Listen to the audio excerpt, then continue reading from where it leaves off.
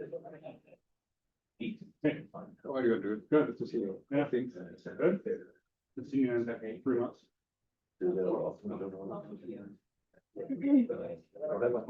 Mark.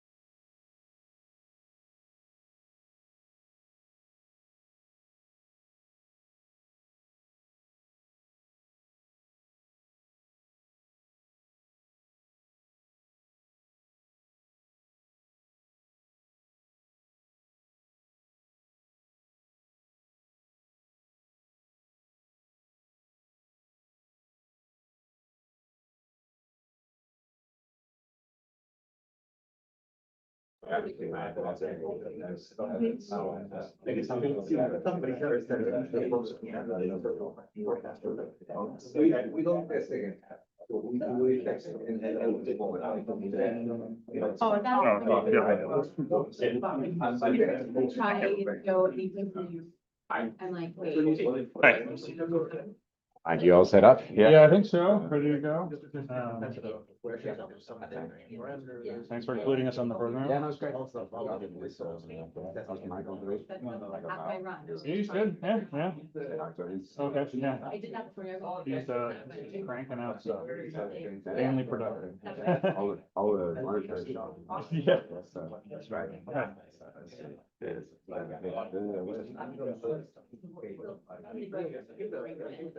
So I can control the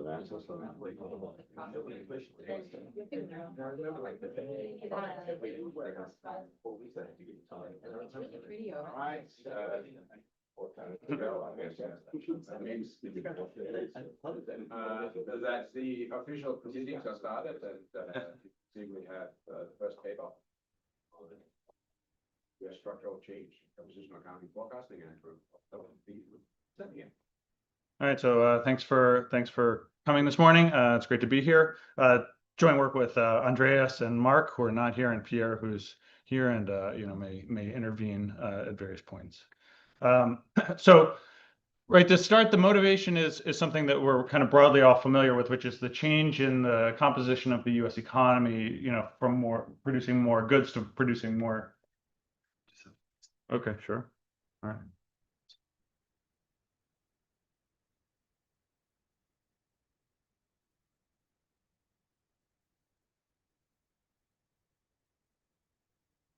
Good. Okay. Okay. So producing goods to producing services. So here I have a 5-sector breakdown of the U.S. economy. Kind of on. You can keep going. So 5-sector breakdown on the U.S. economy in terms of breaking down GDP into 5 sectors. On the good side, we have durable goods, which are shown here in kind of medium red. Non-durable goods, which are the light red in the kind of lower left.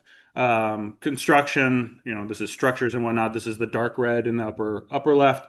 And then services is the bigger part of the pie chart. So here I'm going to break down services into 2. One is like intellectual property products, IPP. So this would be like software, system designs, technical services. So this is kind of the darker blue in the upper part.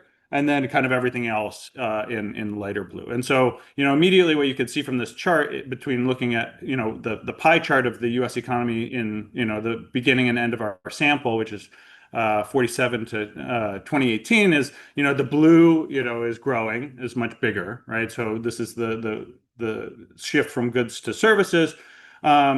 And then if you also look at kind of the three up, kind of northwest quadrant, right?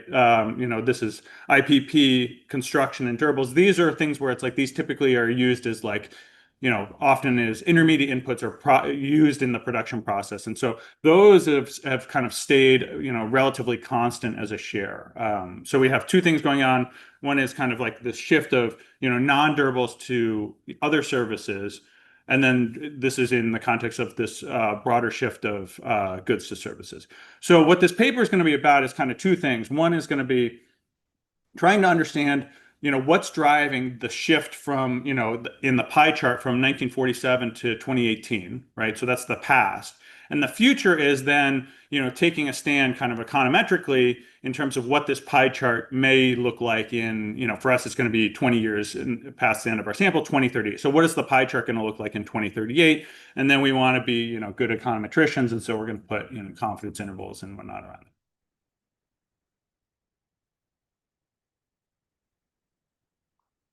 All right, something good. Okay. So there's lots of work on kind of this first question. So why did the composition of the U.S. economic activity change? So, tons of papers here.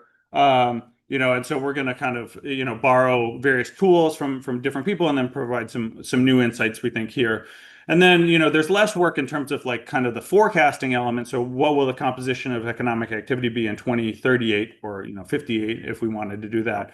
And so, there's less work here. And so this is kind of where we're gonna nest some of our stuff. So the two questions again are going to be kind of why or how did the composition change? And we're going to take two approaches here. One is going to be kind of a reduced form approach.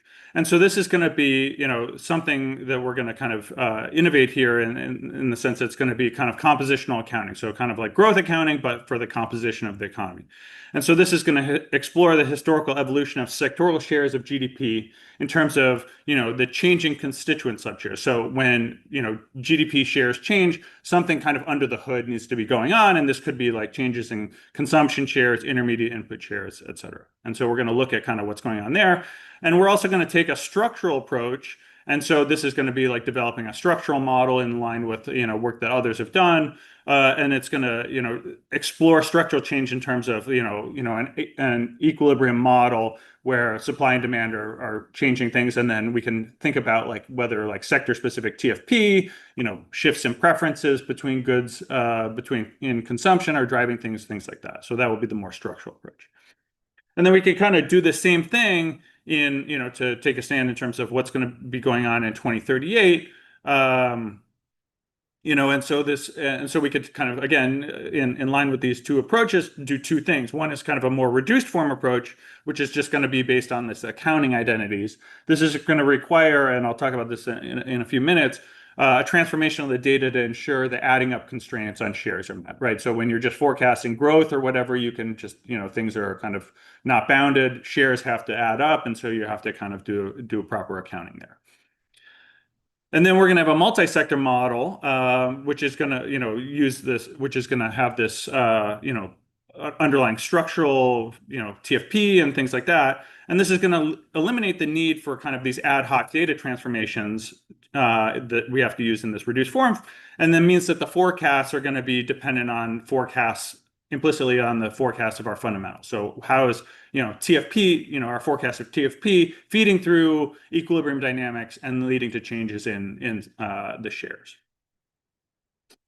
Okay, so, we're gonna do some low frequency econometrics here. And so, this is because structural change is a low frequency issue. We don't really care necessarily what's happening year to year, but we care what's happening over the span of, a couple of decades or so. And so we need appropriate tools. And so we're going to rely heavily on, work that Mark has done in a series of papers about, isolating low frequency trends, and then doing some forecasting using those methods. And so to just kind of give you a quick overview of the idea here, it's like, suppose we have, a bunch of scalar observations, X, and we're going to define the long run trend by, assembling a series of cosine functions. So cosine functions, have periodicities. And so, you could have really long ones that kind of capture really slow moving things, or, as you go, high frequencies, you would have, much more, frequent ones. And so we're going to think about a set of cosine functions, and then basically regress these x's on these cosine functions. Okay. And so, this is going to be kind of simple OLS, and we're going to get these OLS coefficients through this regression, and these are going to be called, B hat, right? And so the low frequency trend of xt is going to be just kind of the coefficients times these cosine functions, right? And so these are determined, by the random variables in B. And so we have 72 years of data, so not a whole lot of data. And so if we think about, 7 cosine functions, yeah, Pablo. Can you capture the breaks of the trends with also a sine function? I think the idea here is that this is going to be sufficiently flexible where we're going to move around a decent amount. And so if there's a break, if it's like a substantial break, like really big level shift, no. But if it's like a, kind of movement, I've worked on like regime switching models, and you can see obviously when you like do this kind of thing that it's like it's picking up kind of the regimes, but it's maybe smoothing through what, regimes would call as like breakpoints. I guess that because you want to forecast to the 2050s. Yeah. Imagine that what artificial intelligence Right. is supposed to bring. Right. That's a structural, right? Yeah. So, well, yes and no, in the sense that like, we can do conditional forecasts based upon like productivity growing in a very certain way. Like if there's like a pure structural change in the economy, this is not necessarily going to pick up that. This is going to assume that everything is kind of smooth over longer periods of time. Okay, so with annual data, we're going to have like these 7 cosine functions. And so we're going to, in this paper, we're going to think about, long run variation, greater than 20 years, basically. So 20 years and beyond, right? So things that are shorter than that, we're going to be kind of sweeping under the rug.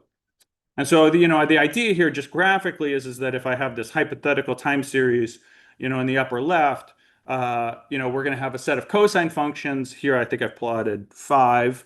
These are our low frequency regressors. So we're going to regress, the upper left on the upper right, and then get some coefficients at various, frequencies, which are the blue pluses in the lower left. And so then when you kind of assemble everything back together, you get this blue line here. Okay, in the lower right. So this is kind of how you assemble trends. And so this is going to be, there's various ways to compute a trend. This is like a good way in terms of isolating certain frequencies. It's going to also, pay dividends in a couple of minutes when we want to think about kind of forecasting.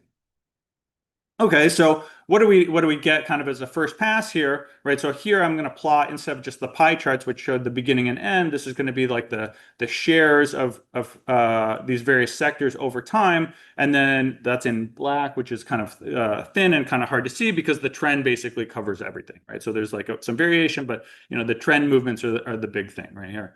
And so you can see that as we were kind of talking about, you see this decline in durable goods, this increase in intellectual property products.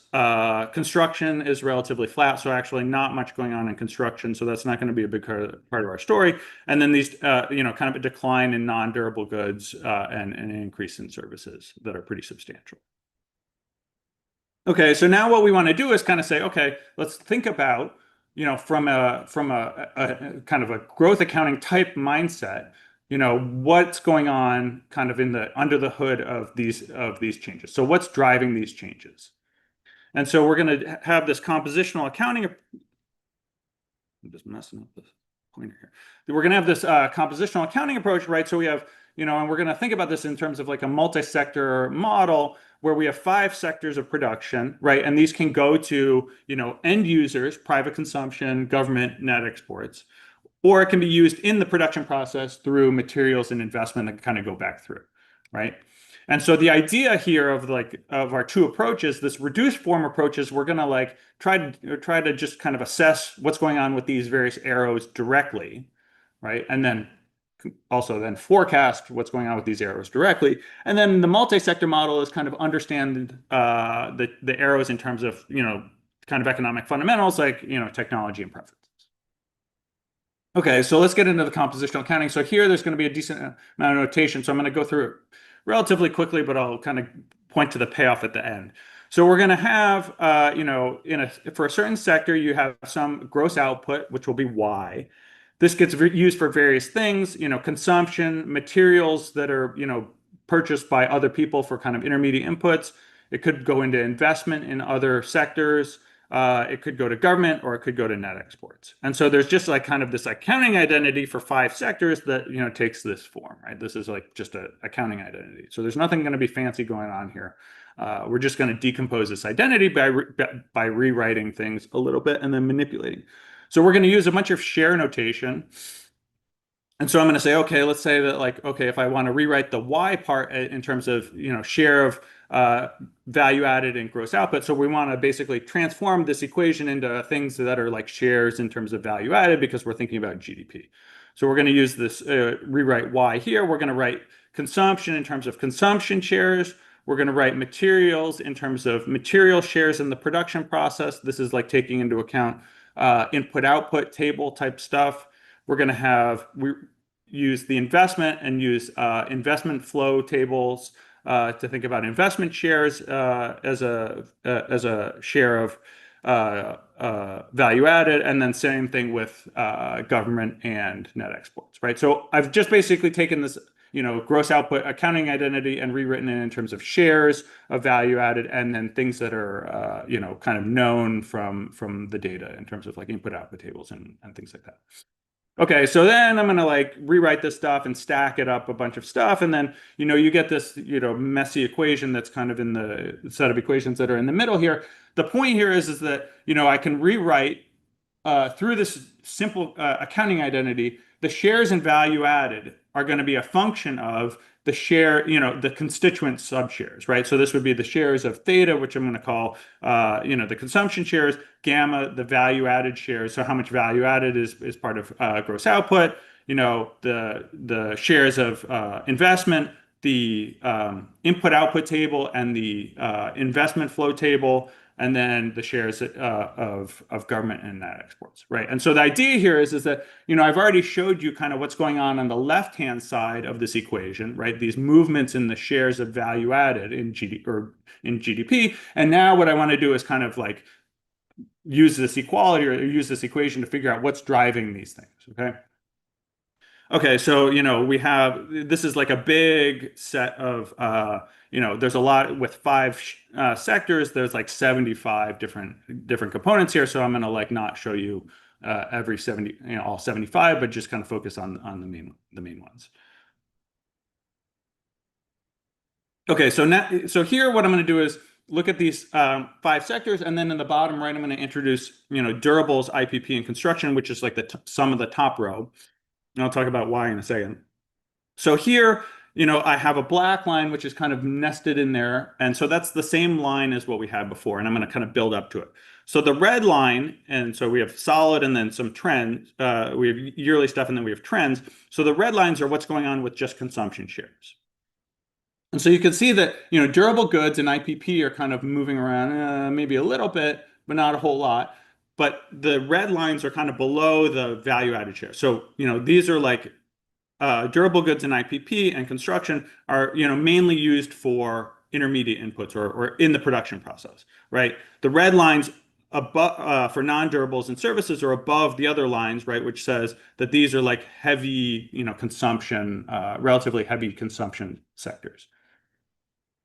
So there's a significant gap between these in some cases. And so if you look at, just kind of what's going on with, non-durables and services, these are both moving in ways that kind of like, in some sense, cancel out. So the movements in non-durables are down and the movement in services up in terms of consumption are basically, net out, right? And so that's shown in the fact that like the residual in some sense to those in the bottom right, that red line is flat, right? And so movements in consumption are basically totally subsumed in terms of thinking about movements between consumption of non-durables and then consumption of services. And so the same kind of idea, and once you look at the blue line, so this adds into the production sector, and this is you start to get more action in terms of movements in terms of durable goods and IPP. So there seems to be some kind of like straight substitution in some sense between on the consumption side non-durable goods and services, and on the production side durables and IPP, right? So the consumption aspect is kind of straightforward. The production side is more we're using on net we're using fewer machines in the production process, or less heavily, and more like ideas in software and things like that. Okay, so if you look at kind of what's going on in the input-output table and the investment flow matrix, you kind of get this. You see this substitution between investment and material, between durables and IPP, a little bit more clear, right? So you can see that for example, in the upper left, I'm looking at the durable goods. How much of that stuff is coming from from IPP or durable goods, and you can see the IPP is becoming much more heavily used as an input, and durable goods is coming down. And so in a lot of these cases, these things are either like not moving or moving in kind of offsetting fashion. Okay, so that's kind of looking at the past, and so what we want to do again is kind of think about the future here too, right? And so what we're going to do is come back to our low frequency thing, and so here's some math. I'm not going to go through everything in detail, but the idea here is that we have these kind of weights on these cosine functions for the last 72 years, right? Or for these previous cosine functions, and we want to think about. Okay, what happens if we're thinking about data, non-existent data in the future, right? And so, there's some normality that ends up happening, and you get this equation in the bottom, which basically says, given some, these kind of these OLS coefficients for previous or existing data, right? The weights, we have a conditional normality result, which shows that the weights for like the future part of the data are going to follow this distribution, right? So what this means is that given how these cosine functions have played a role in the past, we have some uncertainty, or we have a distribution about how the cosine functions that govern movements and trends are going to evolve in the future with a full distribution.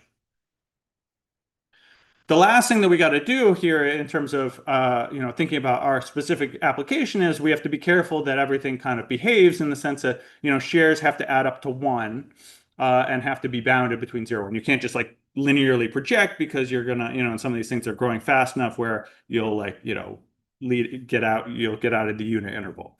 And so we're gonna assume that these things follow this like a logistic function, right? And so this is going to be putting some, assumptions about how things bend, right? That, are in some sense ad hoc, right? But the idea here is that we're gonna, project forward a transformation of the data that, keeps everything bounded, and then basically reverse and then undo that transformation in order to say something about shares. Okay, so what happens when we kind of project these trends forward to 2038? So here's a table with just kind of focus on the lines that I've highlighted. So what these show is that our forecast is that except for IPP, the pace of structural changes over the next 20 years is going to be slower than its historical average, right? So in green, the middle line here, this is like over a 20-year period, durable goods, share declined by minus 2.2 percentage points. And we're forecasting that over the 20-year period starting in 2018, it's going to decline by 1.5.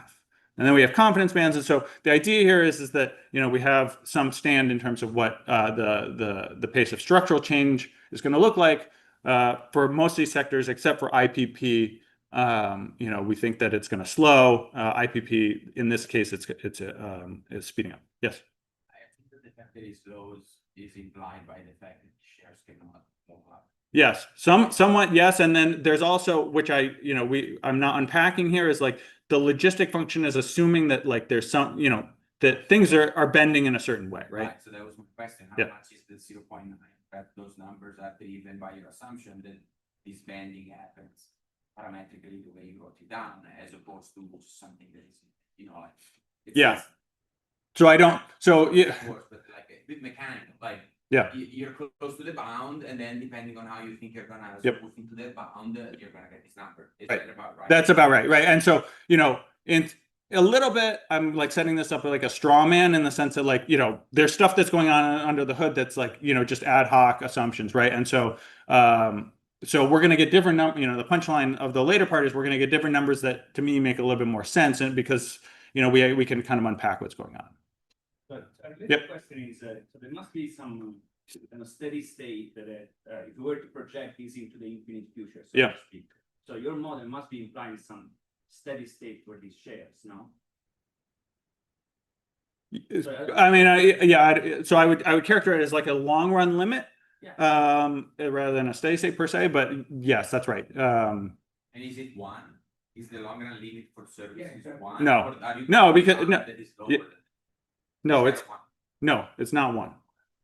So right, so is that a I mean, it's- parameter in your No, logistic? no.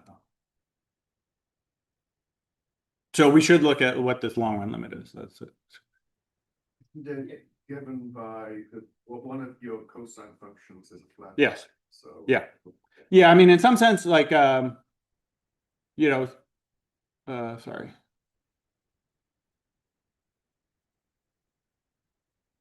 Going way back here. Right. So like part of this is like, for example, like with construction, it's like, it's flat, right? And so this is like, the projection is going to just be flat. So that means that you can't get to one anywhere, right? In some sense, anywhere else. But, yeah. And so these do have to interact in the sense that like, you can't go to one in one case because, the projection in the other one may be kind of down, but not completely to zero, right? Yeah, so, I mean, of course, it's incredibly hard to project where we would be going in the very distant future. So I understand that the point of the exercise is more like to think about the Yep. shorter run, trying to picking up of the current trends. But pulling up a little bit on Andrea's point, I was like trying to figure out how important these very long run Yep. projections are Yep. for your predictions over the, say, short to medium run. Yep. That's right. Okay, so, again, we can kind of think about through this, this decomposition, we can forecast the subshares. So I have like 20 minutes. Is that right? Okay, thanks. So I have like, so I can project these subshares, right? And, so what you see is that, the idea of the non-durable services is driven by things that are going on in changes in consumption. So we're predicting again a slowdown, but we're still thinking that changes in consumption behavior are going to be the thing that's kind of responsible for what's going on. In terms of the shift from non-durables to services, and then from the shift from durables to IPP, this is going to be driven by things that are going on in the input-output matrix and the investment flow matrix. Okay, so now what we're going to do is take what we've learned and then start to think about a model and try to unpack this from a more structural sense. So we want a model for explaining and then forecasting structural change. And what we've learned so far is a couple of things. So one, we can tie changes in value-added shares to changes in things that are going on, at a more decomposed level. So changes in consumption shares, these production linkages. The changes in consumption shares seem to be, important for non-durables and services, in a largely offsetting way. And changes in consumption did not seem to be mattering a whole lot for, the other three sectors, durables, IPP, and construction. And then, on the production side, changes in production input shares are going to be pretty important for thinking about what's going on with durables and IPP, and these are going to be in a largely offsetting way, and then not as much, action in terms of the other three sectors, right? And so this is going to allow us to kind of tailor make a structural model that kind of has some of these features. And so we're going to have a model that's going to have, preferences, which is, so shifts, we're going to want preferences that can account for changes in consumption shares. We're going to have kind of I'll talk about this in a minute, this idea of like a preference shock, which is going to drive, potentially drive, changes in the changes in the consumption bundle. We want a bunch of stuff on technology, so this is going to be important for changes in the input shares. So we'll have like shifts in or movements in TFP, which I'll call Z, and then input bias technical change, which is going to be kind of how important things are for in terms of the production bundles that will be going on. And so these will be ZM and ZX, right? And so this is going to be kind of geared towards, targeted towards durables and IPP. And then, in particular, we want to highlight that, these driving processes are going to lead to endogenous, changes in TFP, et cetera, are going to lead to endogenous changes in prices and income, which are going to shift shares in a way too, right? And so we're going to have, variation in net export demand and government demand, which will not be super important. Okay, so again, we're going to kind of like assemble pieces of a structural model from various other things and try to put these together in a way that's useful for us. And we could kind of think about there's a subset of sectors where goods are assembled using Cobb-Douglas aggregators and a sector where it's CES, right? And so we're going to kind of have this kind of nested bundle. And then many shares are constant. So the idea here is that we can kind of think about, again, we want to keep, people are very, we've used, Cobb-Douglas everywhere, right? And that seems to work pretty well in a lot of cases. And we want to try to keep as much of like kind of the constant share idea as possible, so that we know what's going on. And so the spirit of the canonical model is going to remain. And then we're going to kind of only allow for CES in kind of these key shifts that we've identified. So we're going to have two key assumptions. One is we're going to think about trend shifts and allocations as arising from sequential steady state. So we're not going to be thinking about dynamics here. We're going to be trying to think about, if you go back to like the trend lines, we're going to think about each point in that line as being a different steady state, and we're just going to think about that steady state over time. This is something that we've used in previous work. And then we can't have balanced growth in this case, because trends are changing. So this is going to be like all done in levels here. Yep. The paper by Comine that you had in the Yeah. references, like some of the structural transformation literature Yep. is all about how you want to think of non-homotheticity. Yeah, so we're gonna to drive these changes. So this is all gone. It's all no, sorry. That's like the Comine, that their preferences are going to be like central to what we're doing here. So yeah, so I think the idea here is that it's not going to be exactly what they're doing, but it's going to be like again, we want to focus on, instead of like, everything's possibly changing, we're going to say, okay, there's like a part of the preferences that have this kind of non-homotheticities, and then part that kind of follow, kind of the standard thing, right? But I thought that what they did was, so they had an unbalanced growth path, right? Their models spit out, and you're saying, I'm forgetting about balanced growth, I'm doing sequence steady state. That seems inconsistent with what they do, but I might misremember. I'm kind of curious though. So I think, part of the thing is that we're thinking about these longer run trends, right? And so, dynamics actually don't matter a whole lot in terms of thinking about things. So, Let's see. yeah, okay. Please. Related question. If you're talking about these low frequency movements, shouldn't you be working with a model like Comine Gertler, where you have a of productivity? No, we shouldn't. No, I think that's fair. I think that's fair as something. So we're going to take like TFP as an exogenous driving process, and Pierre is going to bail me out here. So you could take that model and on version of the with doing data. That turns out to be really close. he's doing, the model's doing a really good job in the background of actually matching price relative prices over the long run. So it turns out it's about the same actually. Okay, so to get into the model a bit more, so we're going to have, a bunch of this is going to be a multi-sector model that's going to have a rich production structure. So we're going to have, gross output is being assembled through value added and a materials bundle. Value added is going to be through produced through capital and labor and a TFP shock Z here.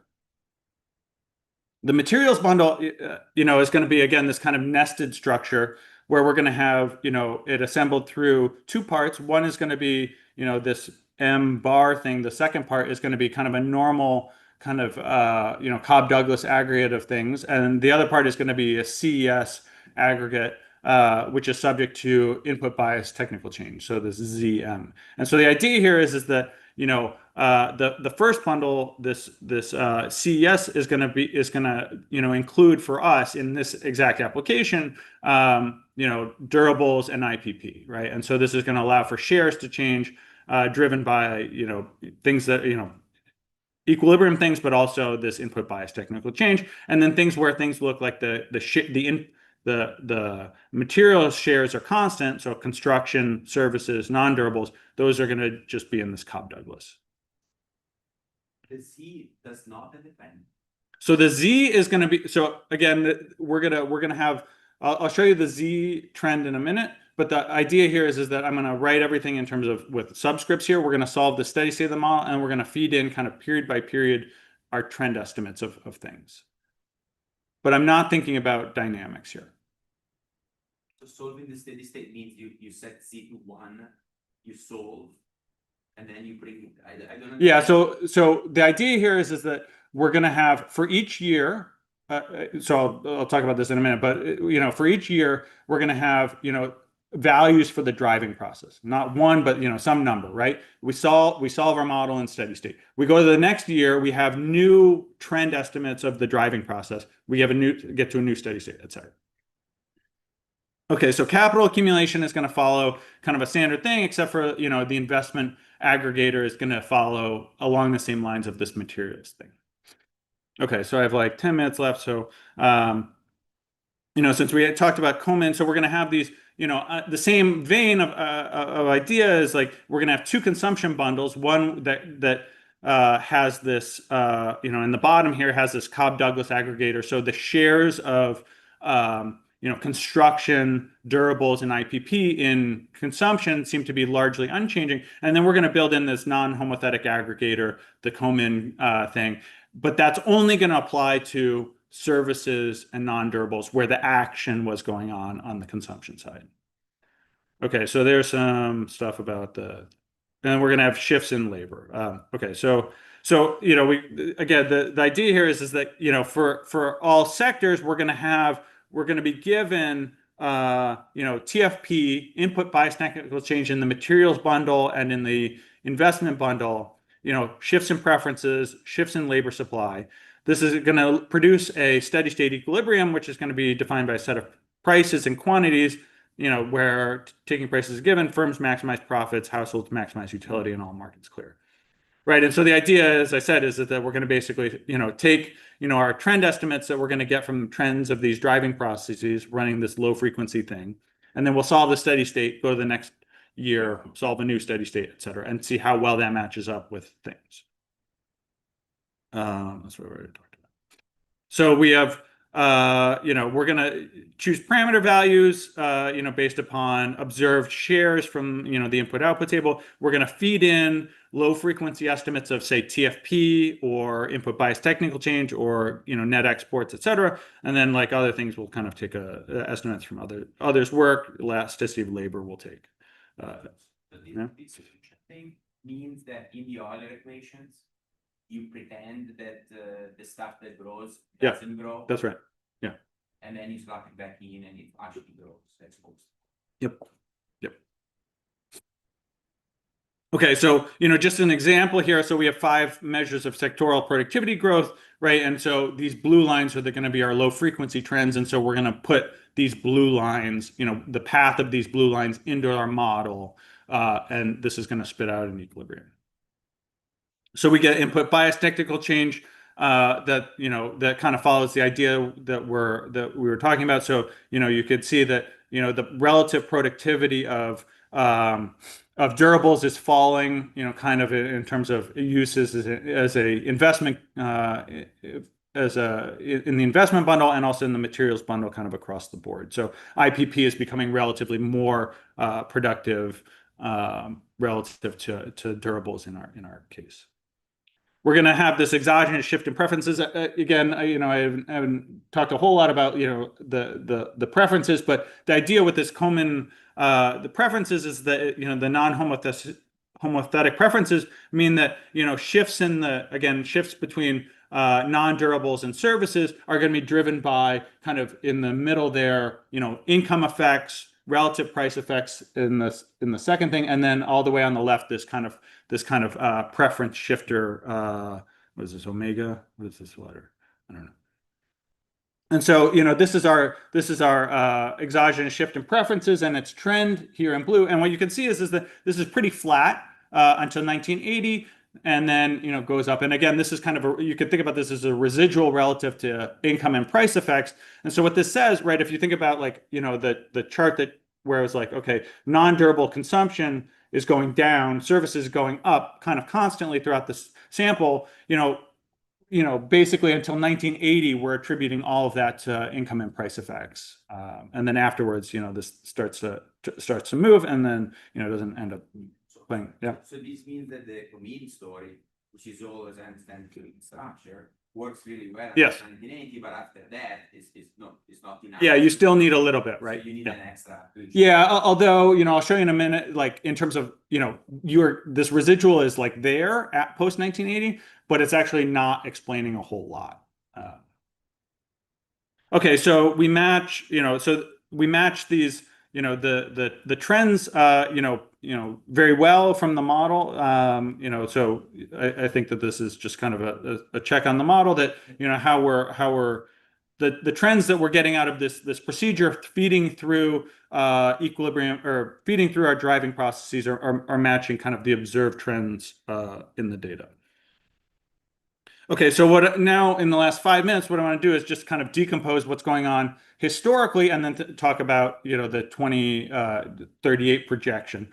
So what we could do is then say, okay, our model matches declines in trends on the consumption side and for value added overall. And we want to think about what driving processes are kind of playing a role there, and then then say something about the future. So this is a decomposition of consumption shares in the two key sectors, so non-durable goods and services. And so you can see that just kind of starting from things. So I'm going to start with putting in TFP, say, and then start adding these various things. The point here is that in particular, if you look at this kind of the red dashed line here, this heavy red dashed line, this is like how far you're getting in terms of matching consumption shares through just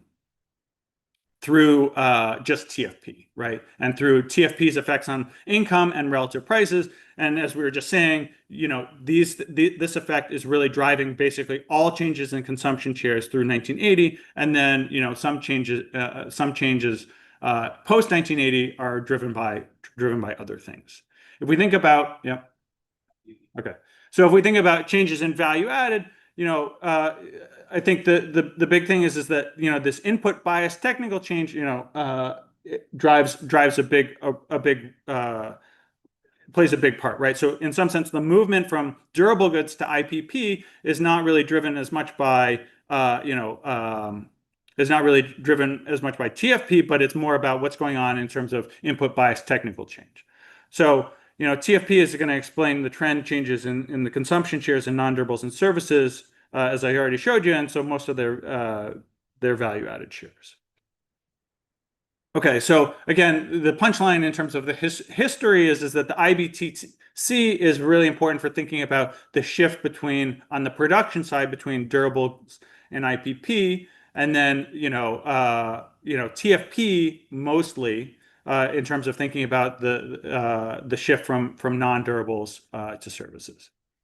Okay, so then what we're going to do is in the last part is, okay, so we have these driving processes, TFP, et cetera. And now what we're going to do is use our low frequency methods to project forward what those are going to look like in 2038 with the distribution, et cetera.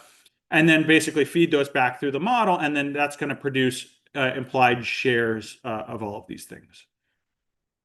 And so, I think there's a couple of final takeaways here. One is, the forecasts are going to suggest a slowdown in structural change, right? So we saw a little bit of this in terms of the reduced form as we were talking about. There's some sort of like black box or ad hoc stuff going on there that is a little bit may or may not hold. The structural model puts a lot more discipline, and so we can see that we still see the slowdown in structural change. The IPP is actually the opposite change sign, right? And so in the reduced form one, it was kind of speeding up, and here we think that things are going to be slowing down, which I think follows from the second thing, which is that the structural forecasts are going to incorporate historical features of the data and these constraints, right? So I've told a story where, we're kind of thinking about two sets of shifts, one from durables to IPP and one from non-durables to services. And the structural model, right, is kind of incorporating those, whereas, the reduced form forecasts are not kind of respecting those historical changes or how those things have moved together over history. And then the last thing is that, again, in terms of thinking about the drivers, the forecasts are implying that the drivers are the same ones that we've seen historically, in the sense that shifts in TFP are driving or changes in TFP are driving the shifts from non-durables to services, and input bias technical change is driving these changes from durables to IPP. Okay, so structural change has been going on, since World War II. It reflects changes in production and consumption. And again, the key thing that I want to focus on here is that we're kind of thinking about kind of two shifts going on. One is from durables to IPP, kind of almost exactly, and then consumption leading shifts from non-durables to services. IBTC is kind of more important for the first one, TFP kind of more important for the latter one. I think more importantly is kind of a conceptual idea. This is, provides a framework for thinking about, forecasting these kind of this structural change, thing that we've been seeing for a while. Thanks. I think I'm out of time.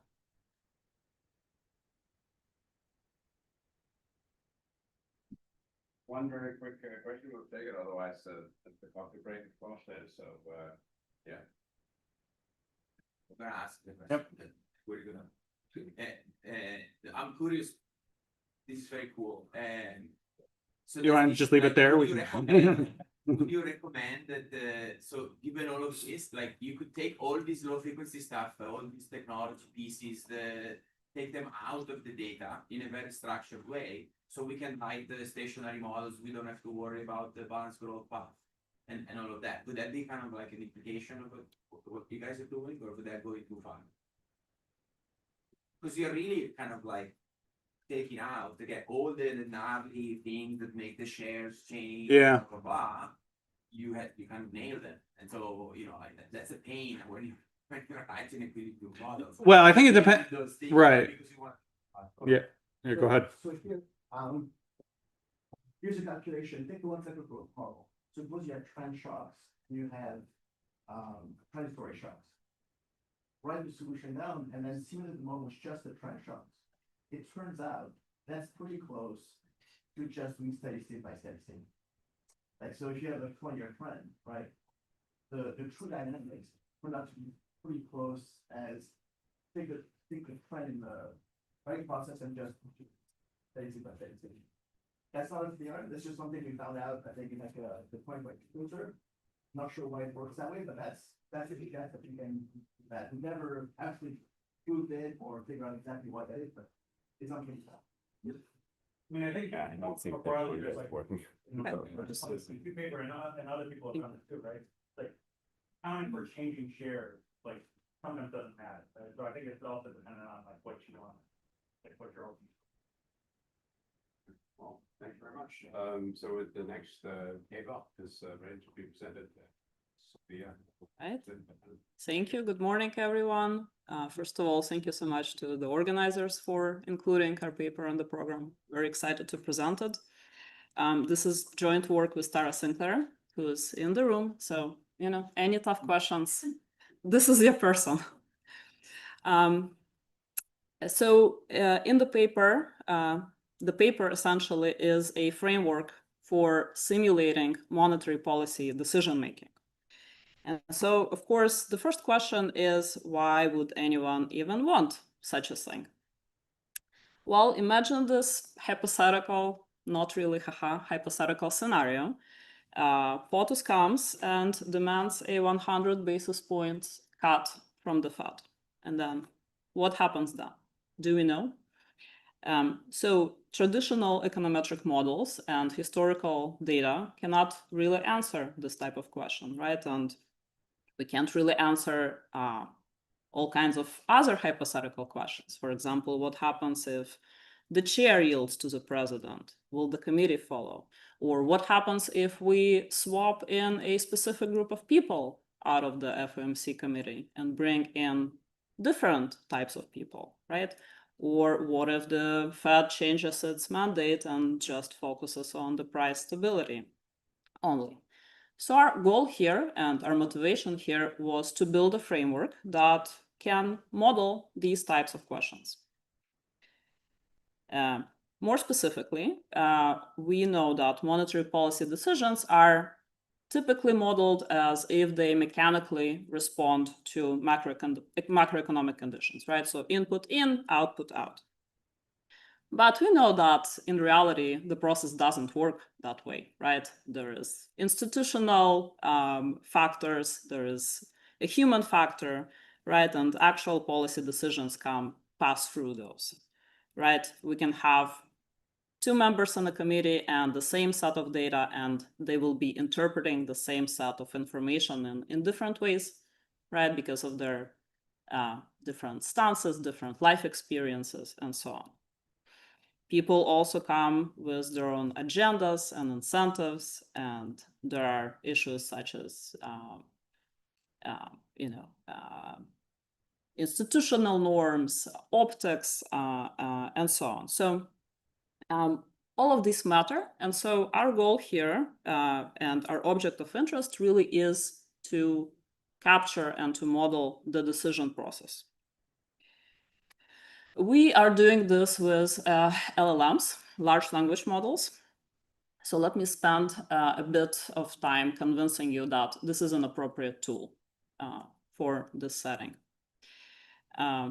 By now, we have a fairly large literature showing that large language models can replicate responses that are consistent with documented patterns of human behavior. And this result has been replicated across literatures, across different contexts. So, for example, John Horton's by now seminal paper did this for a set of well-known behavioral economics experiments. And he sort of dubbed this term in silico, from which we draw inspiration. Why does this happen? Well, we know that large language models have been trained on this huge amount of human-generated data. They know a lot about human behavior. They know a lot about us. These models are also huge, right? Some have billions of parameters. So because of these properties, they can serve in some contexts as approximators of human behavior. A lot of these models were also post-trained, and they were post-trained in a way that they want to satisfy the user's request, right? So they sort of aim to please. So if you give them a task to perform or a persona to mimic, they will do their best at that task. Okay. So this is our framework at a high level. I will go into more details on each of the elements. But as you can see, it's modular, and it's actually fully automatable. So we can push a button and run the framework from start to finish. The goal was to mimic the FOMC decision process as closely as possible, right? So we start by collecting all of the relevant data that the actual FOMC members would use if they were to step in an FOMC meeting as of that date. So say, things such as macroeconomic variables, previous FOMC statement, the beige book, the speeches that they made, all kinds of data. We then build a synthetic roster of FOMC members by looking at the public information available online. So we pull things such as their biography, the speeches that they made, the interview that they gave, and we use that public information to build structured FOMC personas. We then feed this real-time data to those personas and ask them to form priors on what the federal funds rate should be. And then we bring those 12 personas and have them deliberate around this metaphorical roundtable. So you're able to control for the fact that some of these FOMC members might change a little bit their narrative, perhaps if they want to get a big job. We do. There's a way to control for it. And it says, oh, they're running up. There is a casting for the next Fed chair. Yes. Yeah. So it's purely hypothetical, right? Yeah. So, I mean, so Tara and I have been working on this framework for the past 15 months. And I think during the earlier iteration, we kind of tested that particular scenario.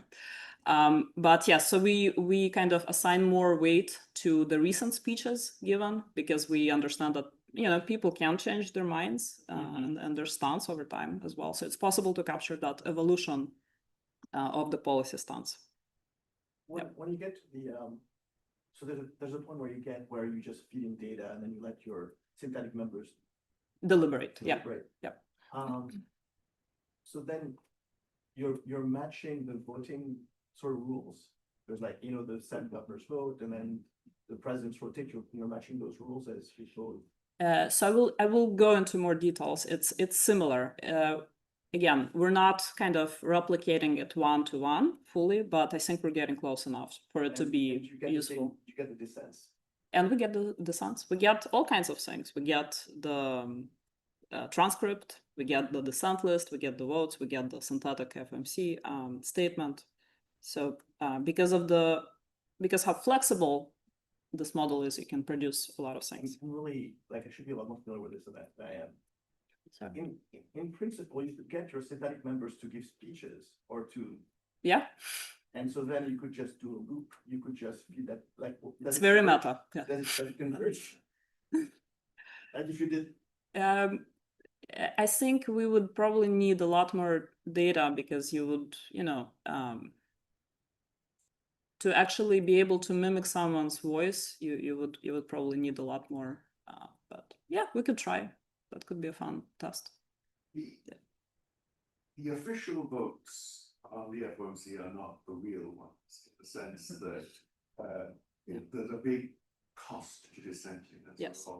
Even if you want to do X to go along with what the chair says. Yes. Do you take that into account somehow?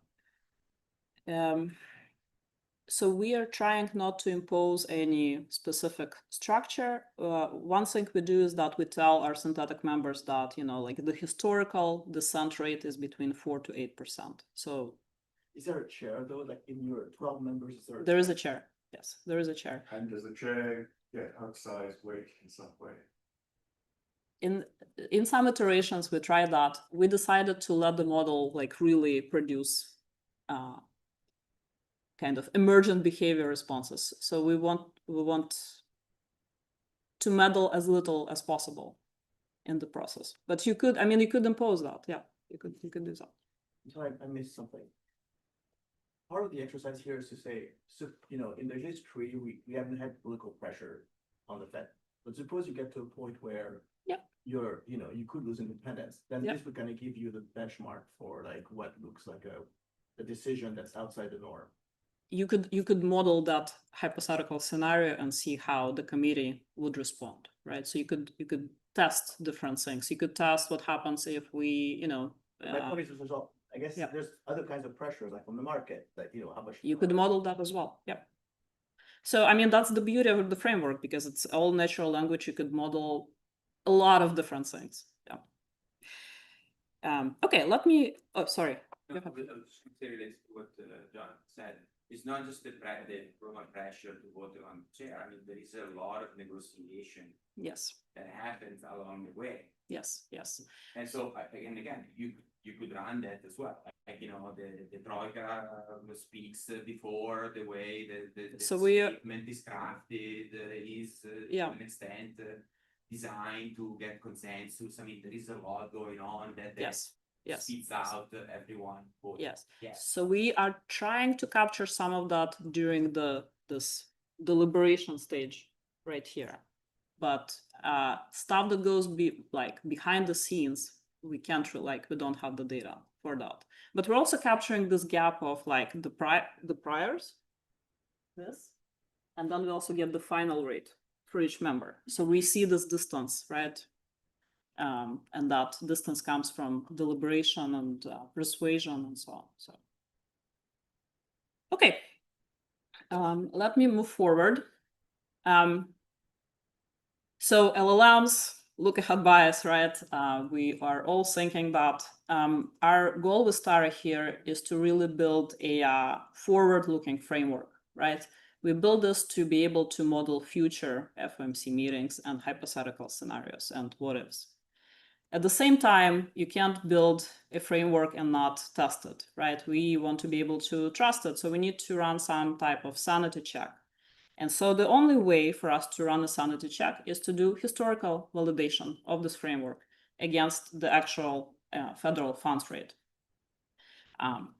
As you can see, this is not probably a surprising result. The framework is very good at capturing what has happened, what has the Fed produced, right? When we compare what our simulation produces over the years against the actual federal funds rate, we see that the median error is at 5 basis points, and over 94 meetings fall within the 25 basis points.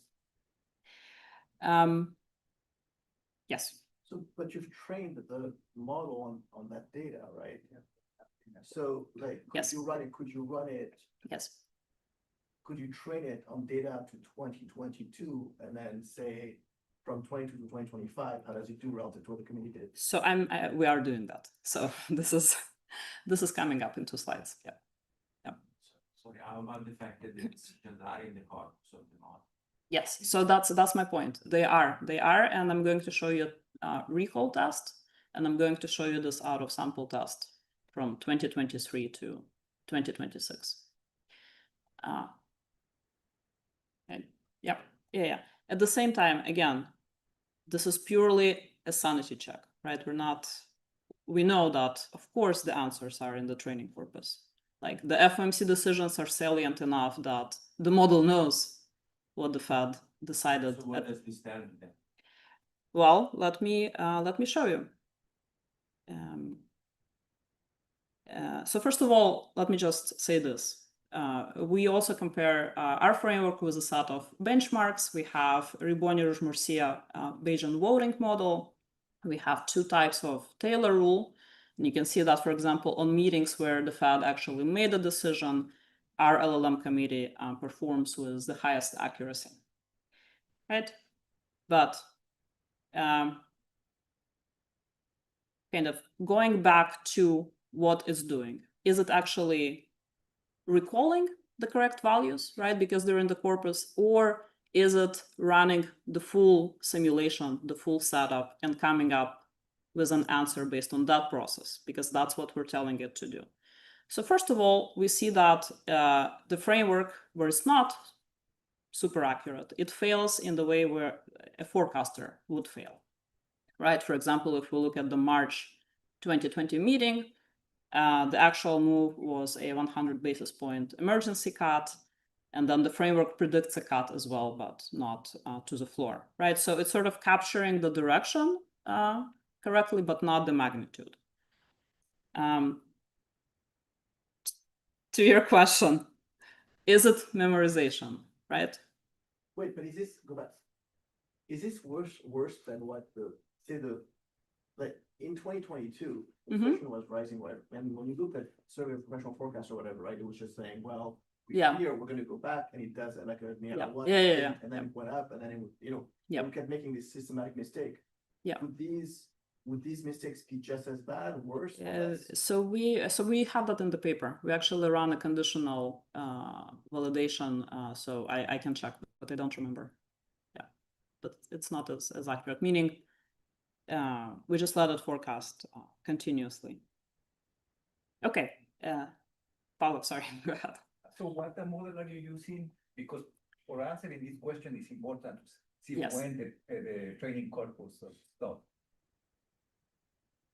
Let me, so we're using GPT-4o and GPT-4o mini for larger text processing tasks, but to get back to all of you on the memorization issue, we go and check whether it can recall the FMC decisions, right? Not surprisingly, it can tell you what happened exactly for like 99% of the meetings, right? So it knows what the FMC decided. This is the pre-cutoff. So GPT-4o is trained on all of the available data up until October of 2023, right? If we go and ask the model the same question, what did the Fed decide, I don't know, let's say in January 2025, the recall drops dramatically. At the same time, the performance of the framework doesn't really change, right? So you can see that the mean error here, both during pre-cutoff and post-cutoff, stays relatively small. We also see that 9 out of 10 worst errors are perfectly recalled meetings. What am I trying to say here? The point here, it's clear that the framework is not doing something along the lines of like fishing into a bag of answers and pulling the correct answer when we run it. It's going through the reasoning steps that we set it to do, right? It's using the vintage data that we gave it, it's using the vintage roster, it's doing sort of this formulation of priors and then the deliberation, right? If it was simply using the data that it has, right, we would not see this. Yes. I'm not sure I understand what Mhm. the of real life decisions means. Mhm. Shouldn't that be 0 in the post cutoff? Well, it might be guessing, right? For example, right? You can only, it could be like no. Yeah, it is guessing, yes. Not necessarily. Not necessarily. We ask it directly. What was the decision rate for December 2020? Yeah, they are tweaked to always return an answer. So it rarely says I don't know. Yep. Sorry, I'm trying to understand it here. So here basically you're trained the machine, and then you're asking, okay, predict what they're going to decide at each FOMC meeting in these 22 FOMC meetings. Yes. And 66.7% of the times you get it right. The model names their decision. No. So here, I'm sorry. So this chart here basically just shows you the results of us going to the model directly and asking, can you tell me what happened at this meeting? What was the final rate? Right? And so it knows the answer, right? Pre-cutoff. Sure. It knows the answer, not surprising, right? But then post-cutoff, it's probably guessing, right? So you can see like a large drop in recall rate. Yeah, and our assumption is that it's guessing. But if we compare the performance of our framework, right, like that process that I showed you, we can see that the deviation from the actual Fed rate, both for pre-cutoff and post-cutoff, is more or less the same. Francesco was asking for those 22 post cutoff. Yes. It's saying that you got it right 2/3 of the time. I think the answer was yes. That's what Yes, but it's not necessarily because it knows, right? It was not trained. Yeah, So it's like, yeah. But what it misses, it's like, oh, the Fed moved 25 basis points, but it didn't recall that move. That's Yeah, yeah. But on average, those misses only result in 9.2 basis points difference from. so should I interpret this that maybe what's going on is that it might sometimes get wrong the timing in the sense, okay, I was expecting they were going to cut at this FOMC meeting. They didn't, but they later on they did. And so if I compute my path for the federal funds rate, the machine does actually pretty well because the mistakes are only really in terms of the timing. That, I mean, is that what is going on here? No. So here I'm just trying to show you that when we run this validation, even though the model has most of the knowledge up until 2023 on what the Fed did, we're showing that what's the framework, our framework is actually doing is not using those values directly. It's going through a reasoning process. I get that, but the point is you could have shown us this exact thing, right? Cutting up at 2023, and then like it would have been more useful than the bar chart. I think. Fair enough. This is good feedback. A new set of slides. So, point taken. I think I would like to understand is, suppose there are two possible interpretations of this. One is that as time goes by, even if the machine got it wrong, in the following iteration, it actually sees the actual federal funds rate. And so then, of course, the implied federal funds rate is not so different because the machine sees it, you know. So even if you got the decision wrong, you see? So I'm going out of the sample now. Yes, yeah. Okay, yeah. I'm going out of the sample. There are two scenarios here. In each period, I ask the machine to predict the federal funds rate. But in one case, the machine really truly goes into the dark, meaning it only looks at some It's macro data. it's not free, the federal funds right? rate. Yes, yeah. The other scenario is in which the machine, in every period, is actually given the lagged federal funds rate. So even if it got it wrong the previous period, it's basically told implicitly, you got it wrong, the federal funds rate is now 5.5%. Right. Yeah. So I think this is all very interesting. I think maybe we need a bit more details on it in terms of understanding. Okay, yeah. We will work on thinking about how to frame it. Fair enough. I think I confused some of you. But the point here was to show that the framework works. It's not necessarily relying on the data that it has in its training set. It's going through the steps that we assigned it to do. Please. It's not a deep question at all. It's just the errors here are not multiples of 25 basis points.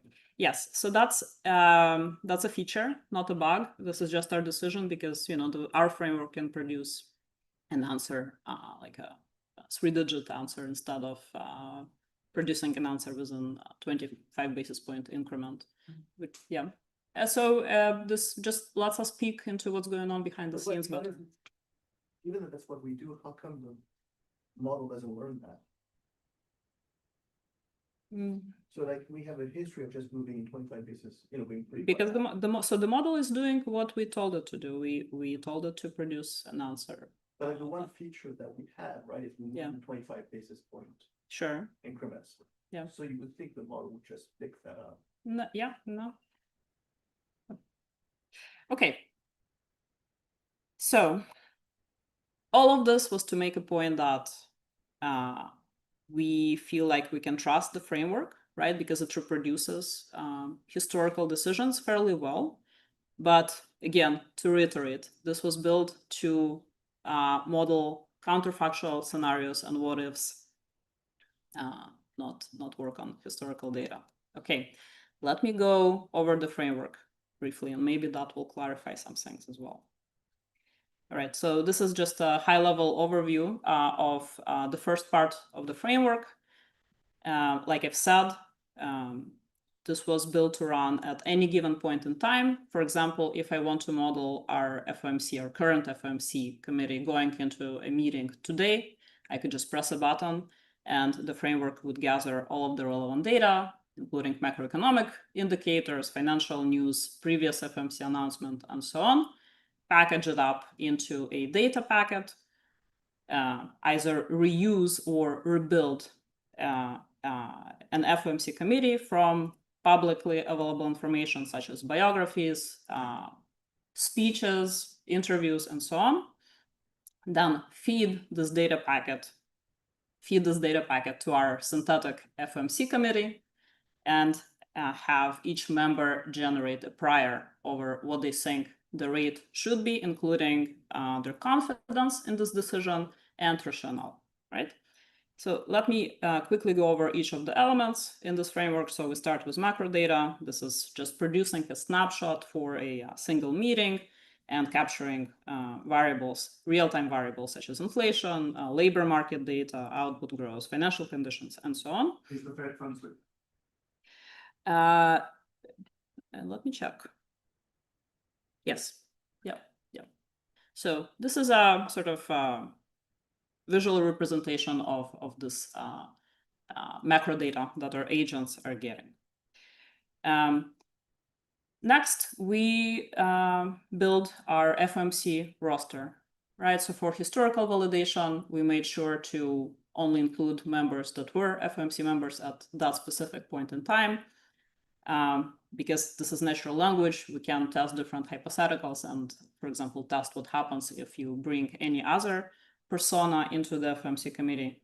How are we doing this? So for each voting member, we gather the following information: their biography, their role, career history, political affiliation, if it's available, and we also gather their recent speeches.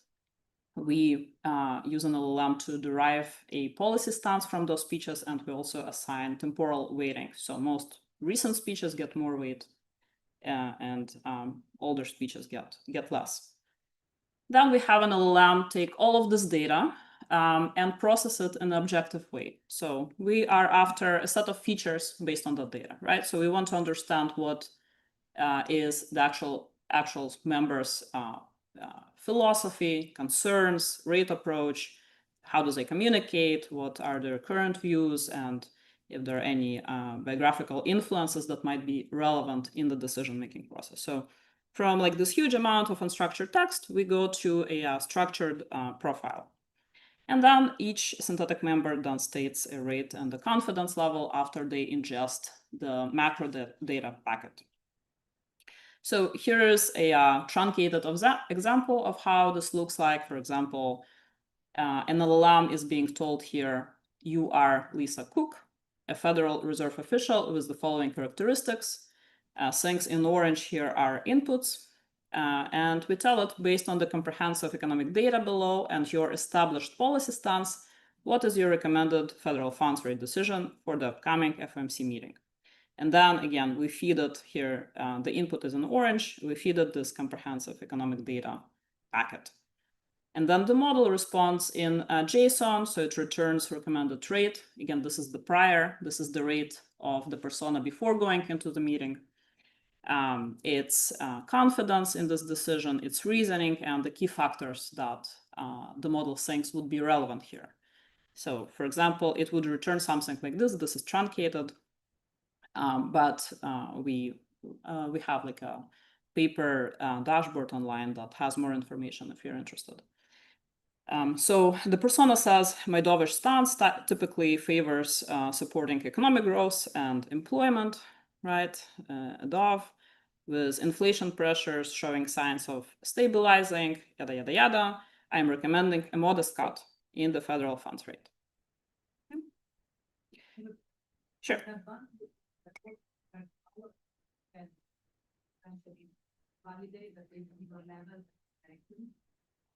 Yeah.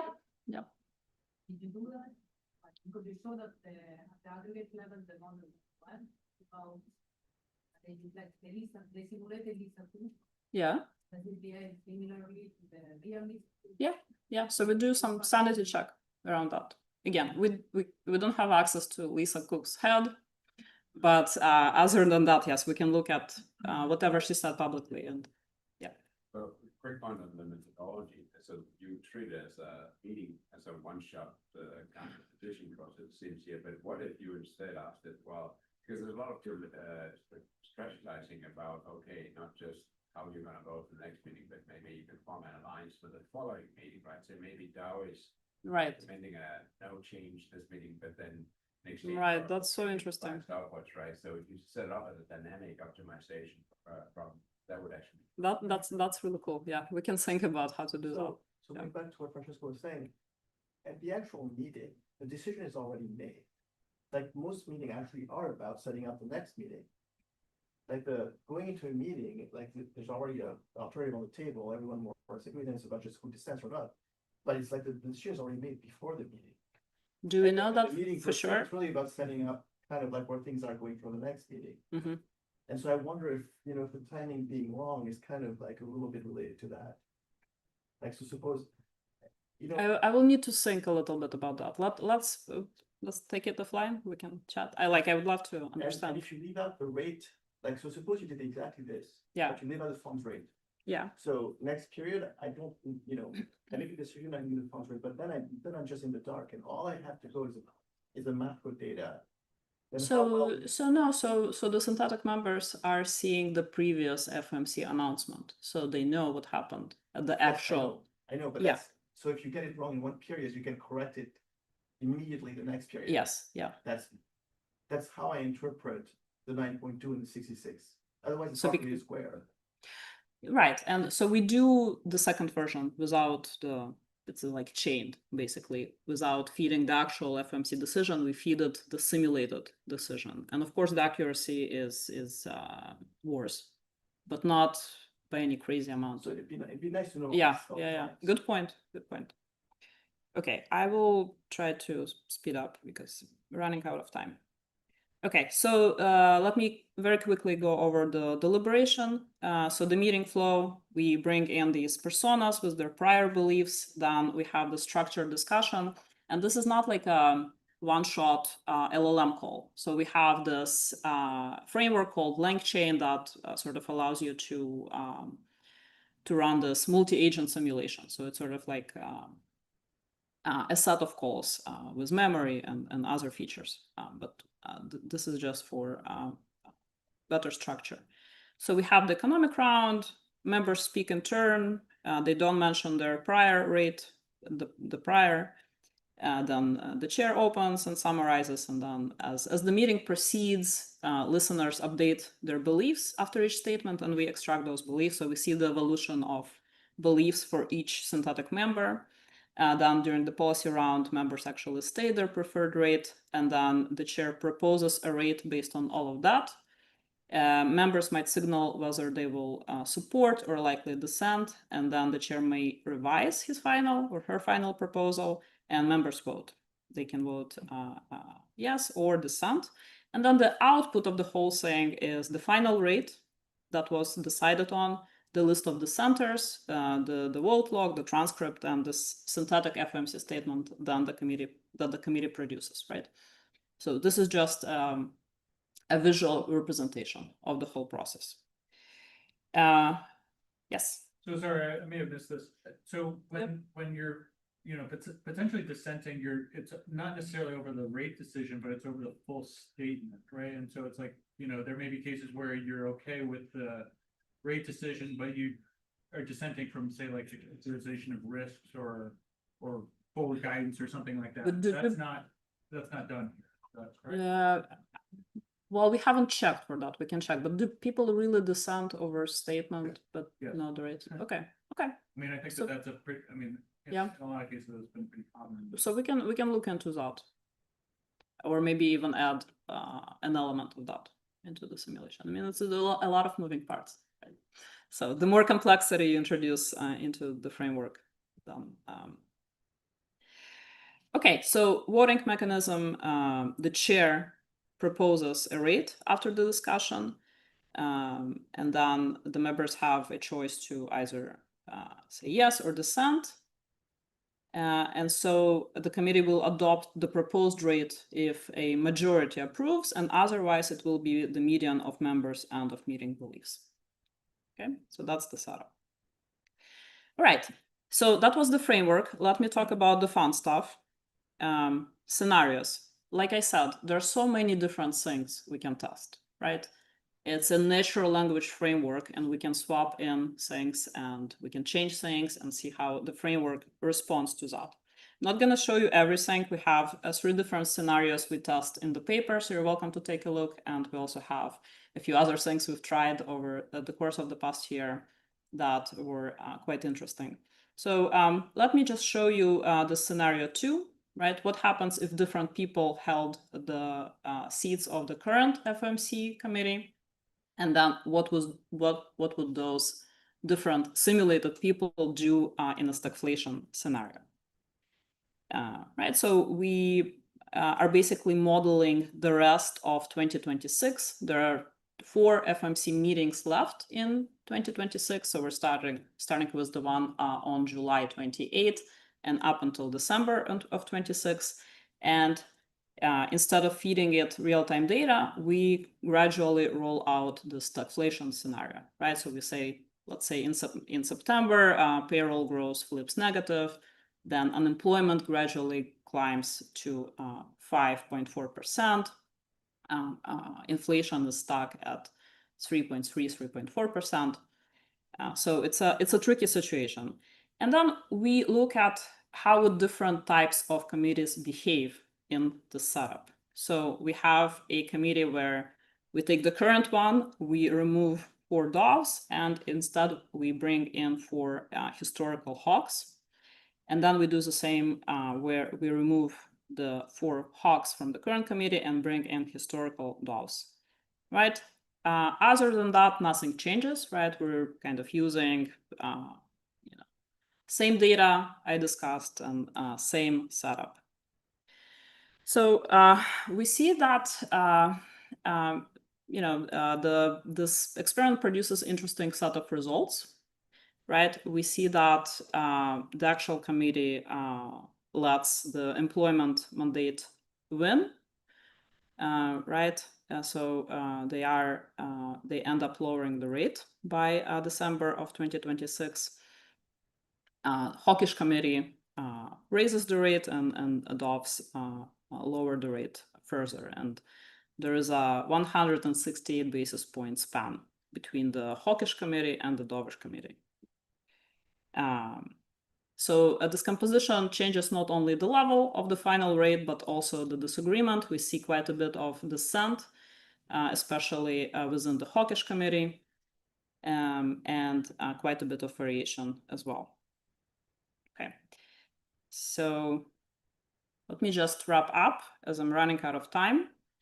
So our synthetic FMC framework lets us model policy as a committee process. We think it's a valuable framework because it creates a natural laboratory for testing different institutional questions and setups, and it allows us to run all kinds of counterfactual policy analysis by testing the framework with different chairs, with different members, different data scenarios, political shocks, and so on. We're not claiming that we created a literal model of how policymakers think. That would be probably impossible, but it's a structured simulation tool for committee behavior, right? There are a number of existing limitations. We only have access to publicly available data, and results are to some extent sensitive to different models and prompt variations, although not dramatically so. And this is more tricky for historical data because of the look-ahead bias in state-of-the-art LLMs.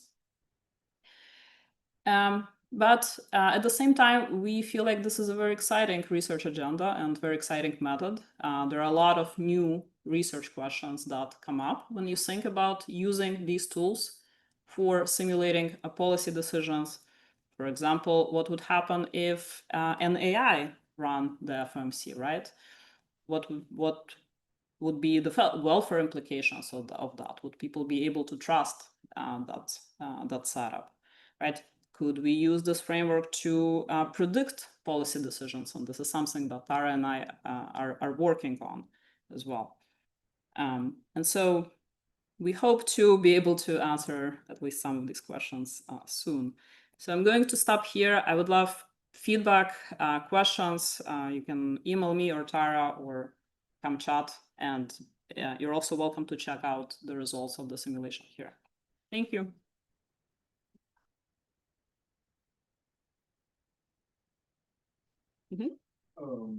Very interesting work.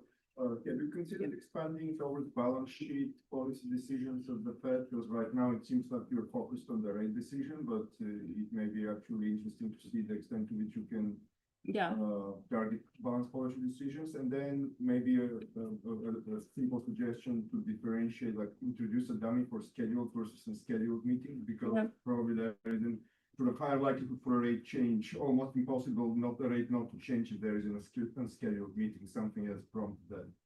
Yeah, that's doable. Second one is doable. First, we haven't really thought about, but I don't see why not. That's we should be able to do that. Yeah, thank you. Yes. I think your voting mechanism, however it's set up, is giving too much weight to regional Fed presidents and too little to the chair. Okay. The chair, you know, more or less will get a lot of say in what is alternative B in the blue book. And that's the statement, that's the decision. So like the simulation you showed, where switching out 4 dovish regional Fed presidents, well, the idea that would make such a difference doesn't feel right. I see. Yeah, we can try to make it more realistic. There is always this trade-off of tinkering too much, right? Introducing too many subjective things, but yeah, maybe that's the way. I think it was super interesting, but I just wish some of the pictures had been different. So like the 66 versus 9.2. That's fixable. And like I would have liked to see what Francesco was suggesting, just just stopping in 2023 and then showing us the line, like what actually happens, We can do that with the actual funds rate and then with the simulated funds rate. Yeah. And my guess is like the relevant benchmark is not how good it does in the absolute in capturing, what actually happened, but how good it does relative to the next best guess in some sense, right? Sure. You may still have something like even if you don't capture the exact what happened in meetings, like the next best thing is the Taylor rule, I think, which would be a word. Well, we have a Taylor rule. So It is for that's kind of the picture that I want to see, right? It's how well do you beat the next best alternative, even if you're not quite. Fair enough. Aris. Yeah, just to kind of come back to this, and one other thing we were trying to separate in this paper is that the way when we're doing the historical validation, right, we're using this whole deliberation process, right? But then what you're asking about is about just matching that interest rate. And so we've got these 2 different scenarios, one where we just ask, like, hey, tell us what the interest rate is, versus the one where we're like, hey, go through this entire deliberation process and come up with an interest rate. And what we're trying to show here is that you get 2 very different results, which is important for validating that that historical pattern that we're seeing is not about look ahead bias. It's not about it just going and grabbing that interest rate. It's rather we're telling the LLM agents to pursue this process, and they're implementing the process relatively well. Yeah, so I'm not that interested, I think, in the first one. The second one, I think is really interesting. It's kind of new. Right. And then the question is, how does it compare to both, what happened, but also what other methods would do, right? And I think it probably would do better if it doesn't do great, and then trying to dig into what's happening. Okay, one last question. More like a suggestion on the training process, you can enforce that the interest rate is a multiple of 25 basis points. We did that, and I mean it works even better when we do that. Like it's just a decision. Yeah, and the reason we like having the more decimal points is just simply because that allows us to see more of the underlying decision process of each individual participant, so that we can actually see variation between them, even if it's within the 25 basis points, but we can snap to 25 if we want to. Yeah. Thank you so much. Coffee break. We reconvene.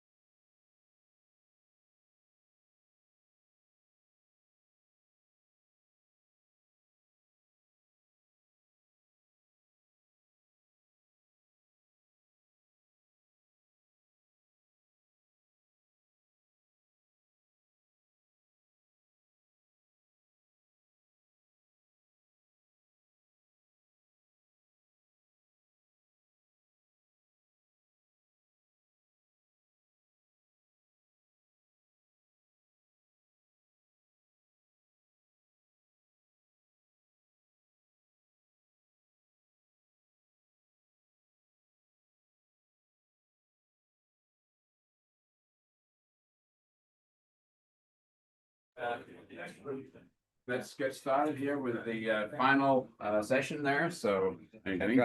Nice to see you. Thank you. Great, thanks for coming here. And well, you can see that It's like, well, we are now moving over to Thing of Time, Kronos 2. And Pablo Veron, who's here locally from Boston College, is going to present this paper. Thank you. Thank you very much to Alan and Jonathan for accepting the paper. Thank you everyone for coming to the presentation. So as you can see from the title, I'm going to talk about not only Kronos 2, but an application of Kronos 2 to macroeconomics. The idea of what I want to do here with this presentation is to present what is called foundation time series model. So this is one Kronos 2, one of the main models that is out there. And what I want to try to do is to bridge the gap or try to see what the black box, which is this LLM for time series, can do compared to what we can do with vector autoregressions. So that's the main objective of the paper. Okay. So before I go to the presentation, let me see. Not working. So let me address the elephant in the room. Okay, so this is a question that over the past few months I get when I present this paper to econ audiences, and the question is why there are so many people in the Kronos team. Okay, so the answer is that there is the guys that got the idea of the model. So those are the first guys in the presentation. But because, as you can see from the name, is a universal forecaster, the idea is that the model can be applied in any time series context. Okay?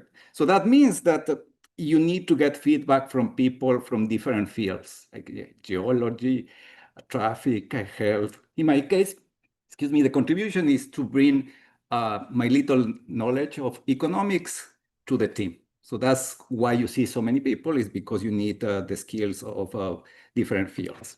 Okay, so now being said that, so let me tell you a bit of what's happening. So for those of you that are not familiar with foundation time series models, a simple way to think about these models is that you take the core idea of a ChatGPT or Claude, for example. This is to use transformers. And then rather than asking ChatGPT to give you a forecast for, let's say, inflation, you retrain the model just with time series.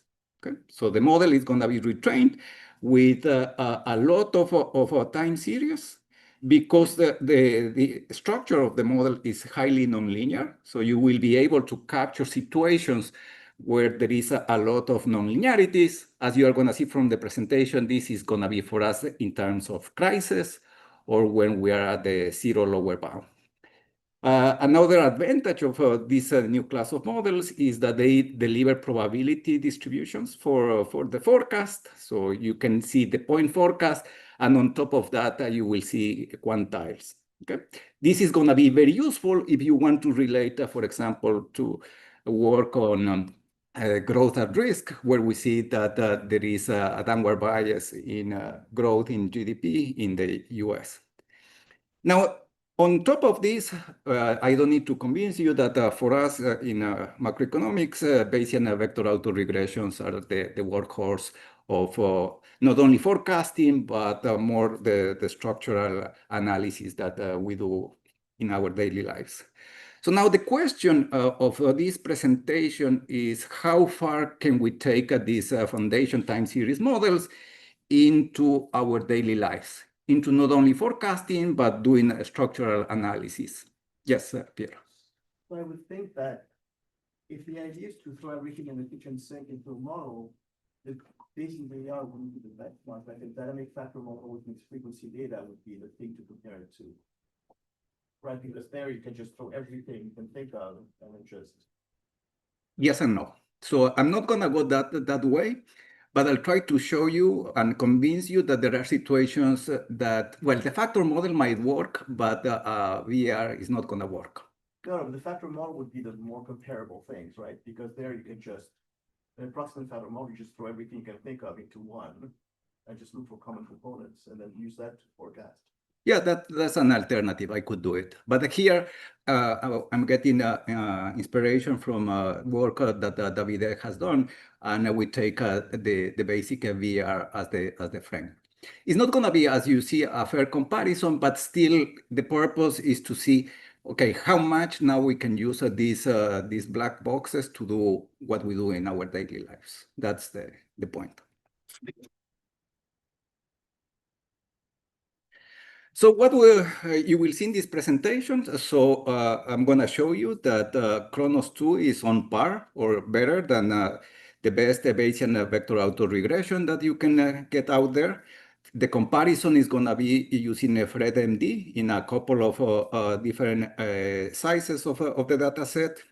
I'll show you a very interesting exercise where I compare forecasting during the COVID episode. So I'm going to do like a very short sample exercise that we know from classical statistics that the EVAR and related models without our outlier controllers is not going to forecast well.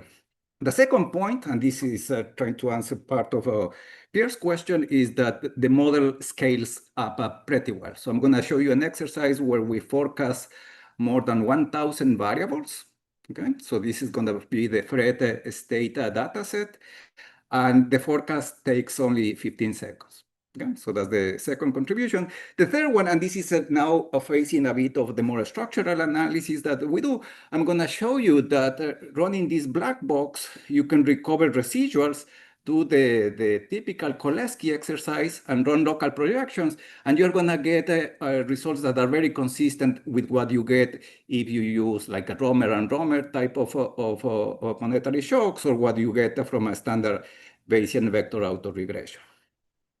Then I'm going to be very quickly on point 4, where we try to do a structural scenario analysis a la Antonin Diaz Rubio Ramirez. And this is still work in progress. I think we now have the path to fulfill this point, but this is something that I'm going to tell you why we can do this. That's one of the characteristics of Kronos. And finally, I'm going to talk about a very long-run forecasting scenario where I try to forecast 50 years from now.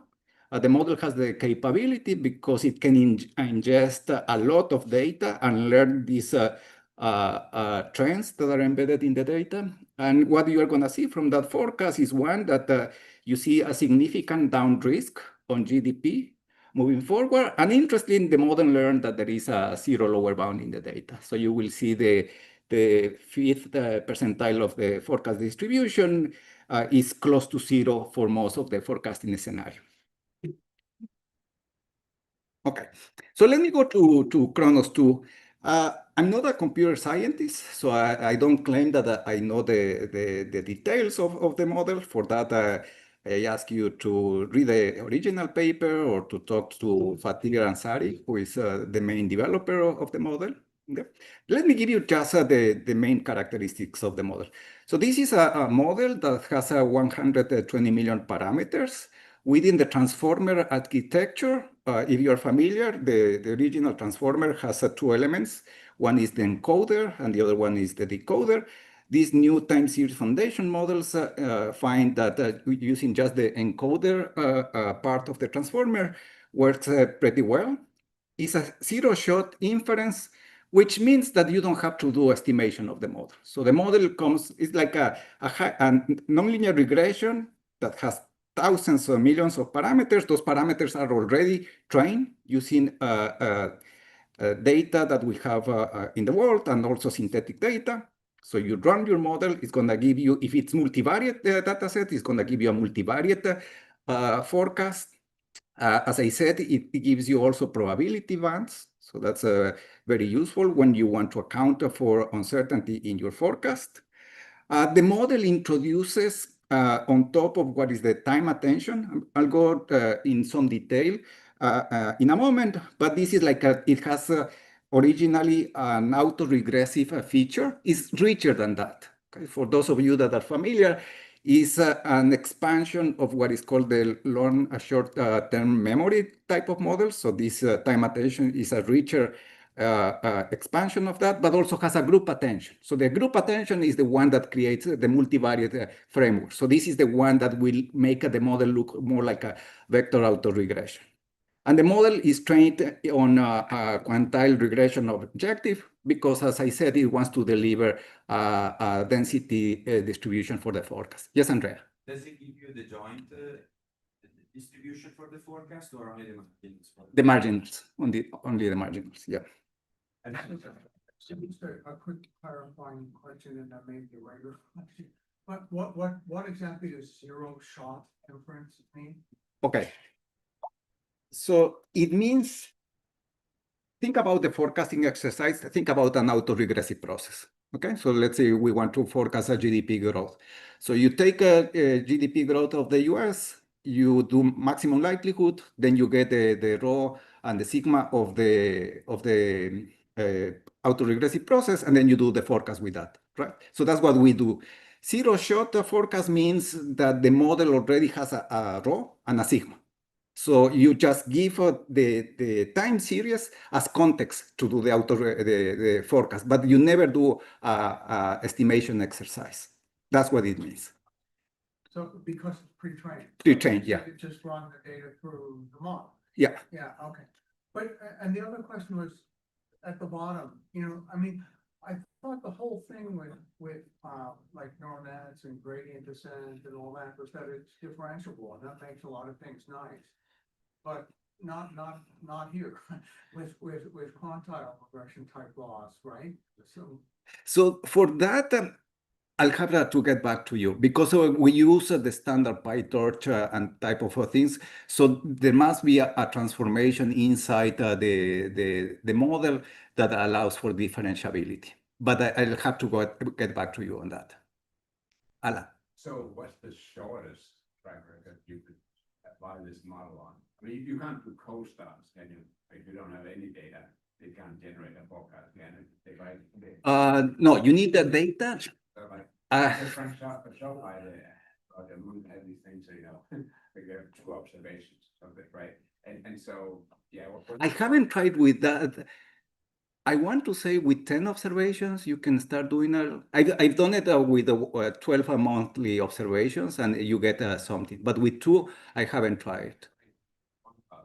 Yeah. Asked Roger Conrad, it's the minimum number of observations for quantile estimation. He said you need at least 10 observations on each side of the quantile estimating. So that's consistent with what you're saying. Yeah, okay. Okay, so let me give you like this very high overview of what the model does. So it's gonna ingest data, is multivariate. So here we have 2 series. A key feature of the model, if you see the second time series over here, so that's the non-covariate. So this is a feature of the model where suppose you are doing retail forecasting, there knowing holidays is very important because that's when you are gonna sell more.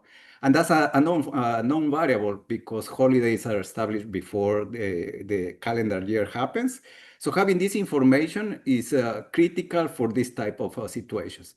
This feature, the fact that the model was trained to get non-covariates to improve the forecast, this is the feature that allows the model to do a structural scenario analysis. Because then what you can do is like if you give me a path of a Fed fund rate that is known, I feed to the model, and then the model, through this process in the paper by Juan Rubio Ramirez, will give you a conditional forecast of that scenario.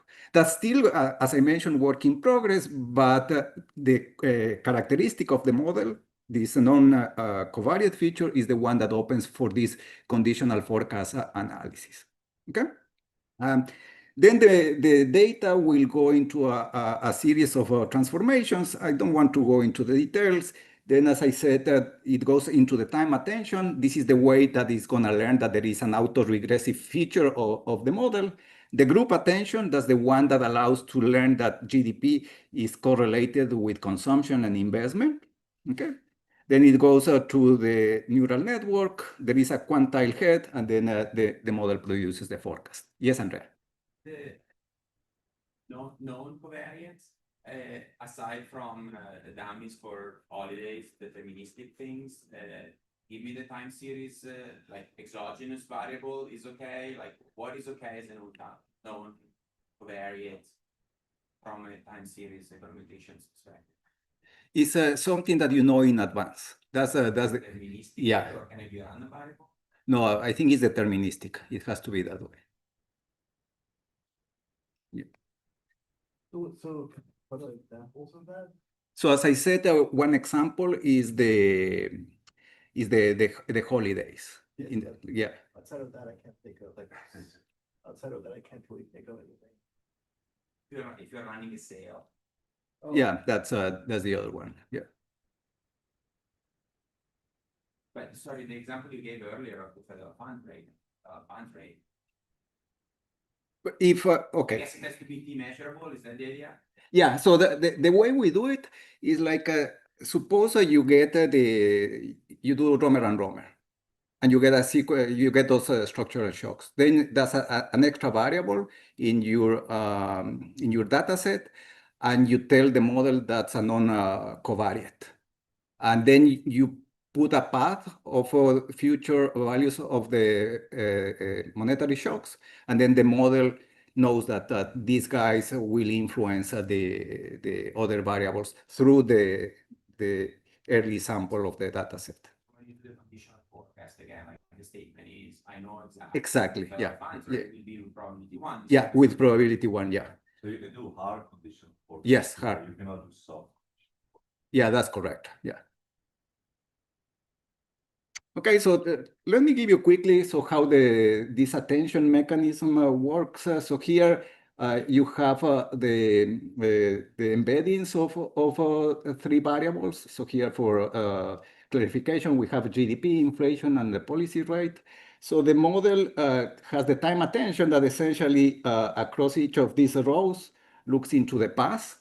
Because these models have millions of parameters, it can go way back into the past. Suppose we feed yearly data in the US going to the beginning of the 20th century, the model will remember that there was the Spanish flu, that there was the World War I, World War II, the Great Depression, and then it's gonna use that information in the future. So the moment that it sees that there is something that looks like, let's say, COVID, then it's gonna go back into its memory and say, oh, this is COVID, so I know that it's gonna be a slowdown significant in employment and the likes. The cross attention is the group attention is where as you predict output, you look also how inflation is doing and the policy rate. So that's like the vector auto-regression component of the model. So one simple way when I explain this to my undergrads, one way you can think about this model is a nonlinear vector auto-regression type of model, one that can operate with thousands of variables.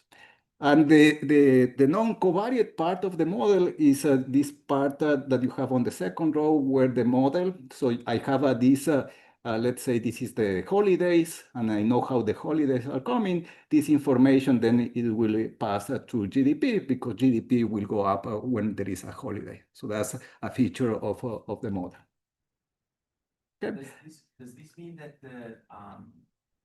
so there are anticipatory effects are also allowed potentially? So if I know that the holiday is coming, 1 month from now, I start, I don't know, I don't buy now because there's going to be discount a month from now or something. Is that potentially allowed? If that's in the training data, yes. So if we think about consumption, for example, yeah, that's going to be the case. So as I said, this is a universal forecaster in the sense that it's applied to different fields. In the paper, we apply to hydrology, retails, flu forecasting, and energy. Okay, so that gives you a sense of how broad the methodology is, how applicable it is. What I'm going to do here, I'm going to apply it to more macroeconomic data because that's what we care about. Okay.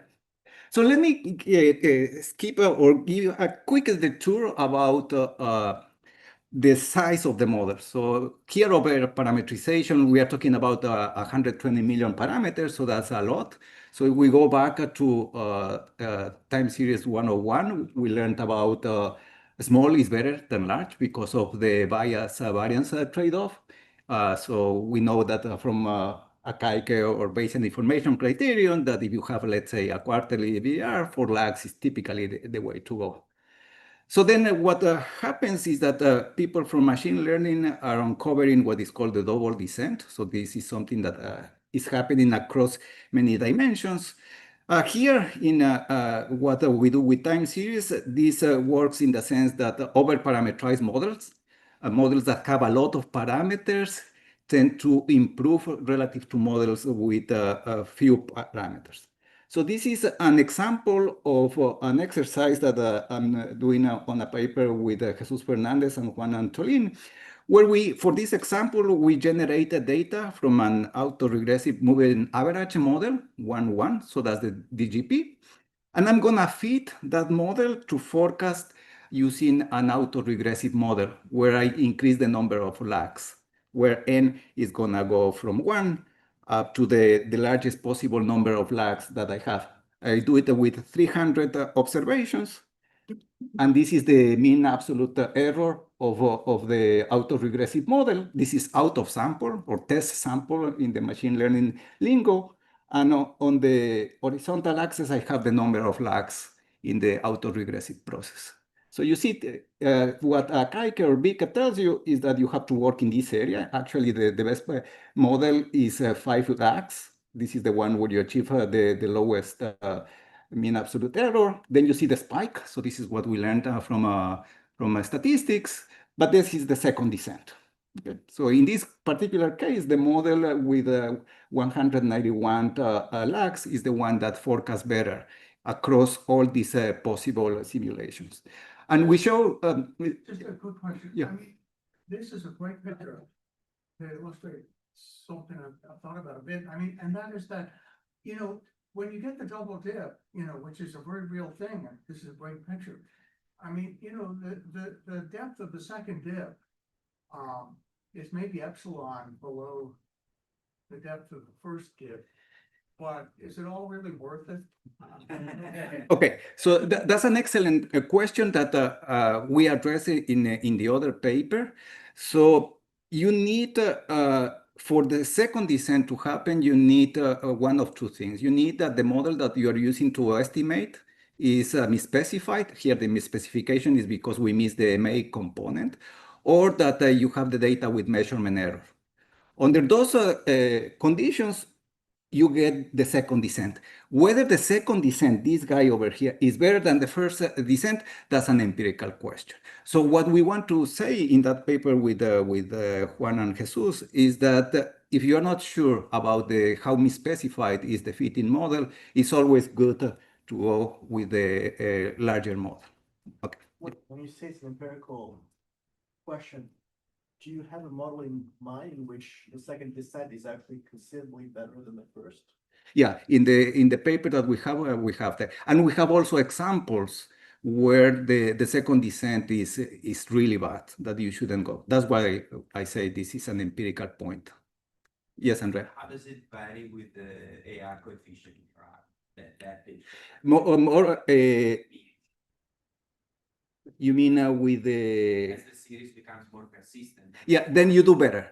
Because remember, if there is a lot of persistence in the model, more lags will allow you to get better in terms of the forecast.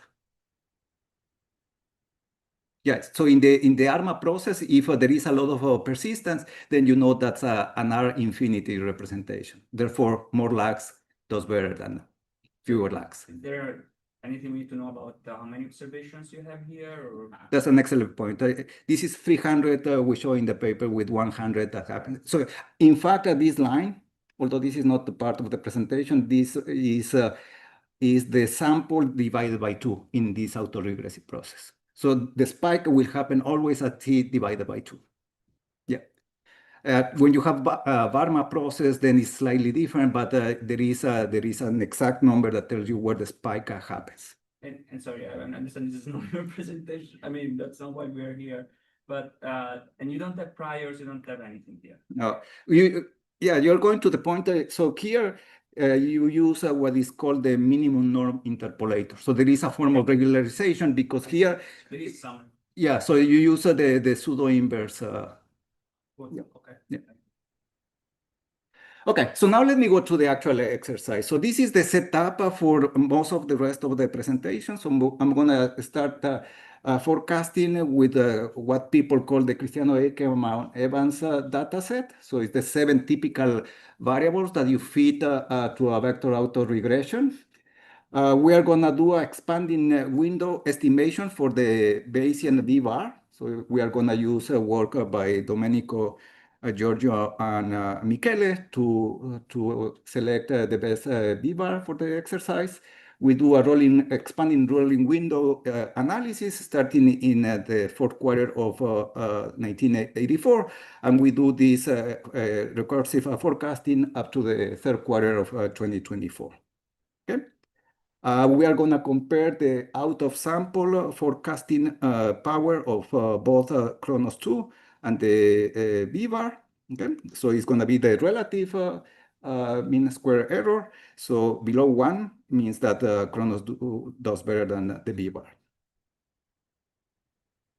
Before I tell you that, let me tell you that the framework is super friendly. Like this is actually what you need to do to start forecasting with Kronos 2. So you need to install the AutoGluon library, which is free from Amazon Web Services. Okay, and from there you can do not only Kronos 2. In fact, right now we have 15 different models, classical and time series and machine learning models.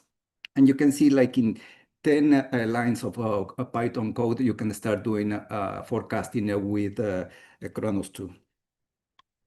Okay. So let me tell you a bit about the results. As I said, we do this forecasting exercise. We forecast 1 quarter up to 1 year. The summary of this slide is that in the long run, when you think about a year ahead, Kronos 2 forecasts better than the V-bar in 6 out of 7 variables. Significant gains in the Fed fund rate and hours. We also see improvement in other variables like real GDP and investment. When we think about prices like a real compensation, we are on par. So we are very similar. Inflation is the place where we cannot beat the V-bar. And we know this from the work by Stock and Watson that forecasting inflation is quite a difficult exercise. Yes, Al. Just a question for clarification. When you do the multi-step ahead forecast, you do it direct, right? So in other words, you train Kronos to a level 4 step ahead as opposed to iterating time, right? Yeah, that's correct. So in that case, maybe you should also compare not just to the V-bar forecast, but actually to the projection, 4-step ahead linear projection forecast, because the V-bar is iterating, right? Yeah. 4 steps ahead, whereas you're not doing that. Yeah. You get, at least in my experience, you get very, very different results from Kronos if you iterate it because of the nonlinearity. Yeah. Right. It's not really set up to do that. Yeah. So I'm gonna do a bit of what you have in mind when I do the COVID exercise. So let's see if I can tell you that. Yes, sir. I also wonder about the beaver as the benchmark. That's a fair. I mean, the thing I would do for these variables is serve a professional forecast. Yeah. Because then we know that it's not about anything in the other model. It's are we learning something that's something that's pretty hard to beat. That's a good question. Yeah, that's something we can do it fairly quick. And again, let me be upfront here. By no means we are saying that Kronos 2 is the way to go. Our point is that in terms of forecasting is something that is on par with what you want to do with Bayesian bars. So this is an extra tool in the toolbox for forecasting. And I'm going to tell you it's a useful toolbox for the following examples that I'm going to show you. Okay. So this is a heat map. Green means that Kronos 2 does better than the B-bar. Okay.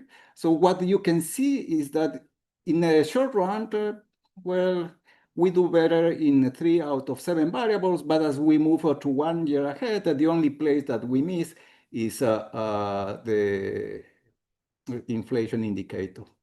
Okay. Then one question is why we see these gains, when these gains happen.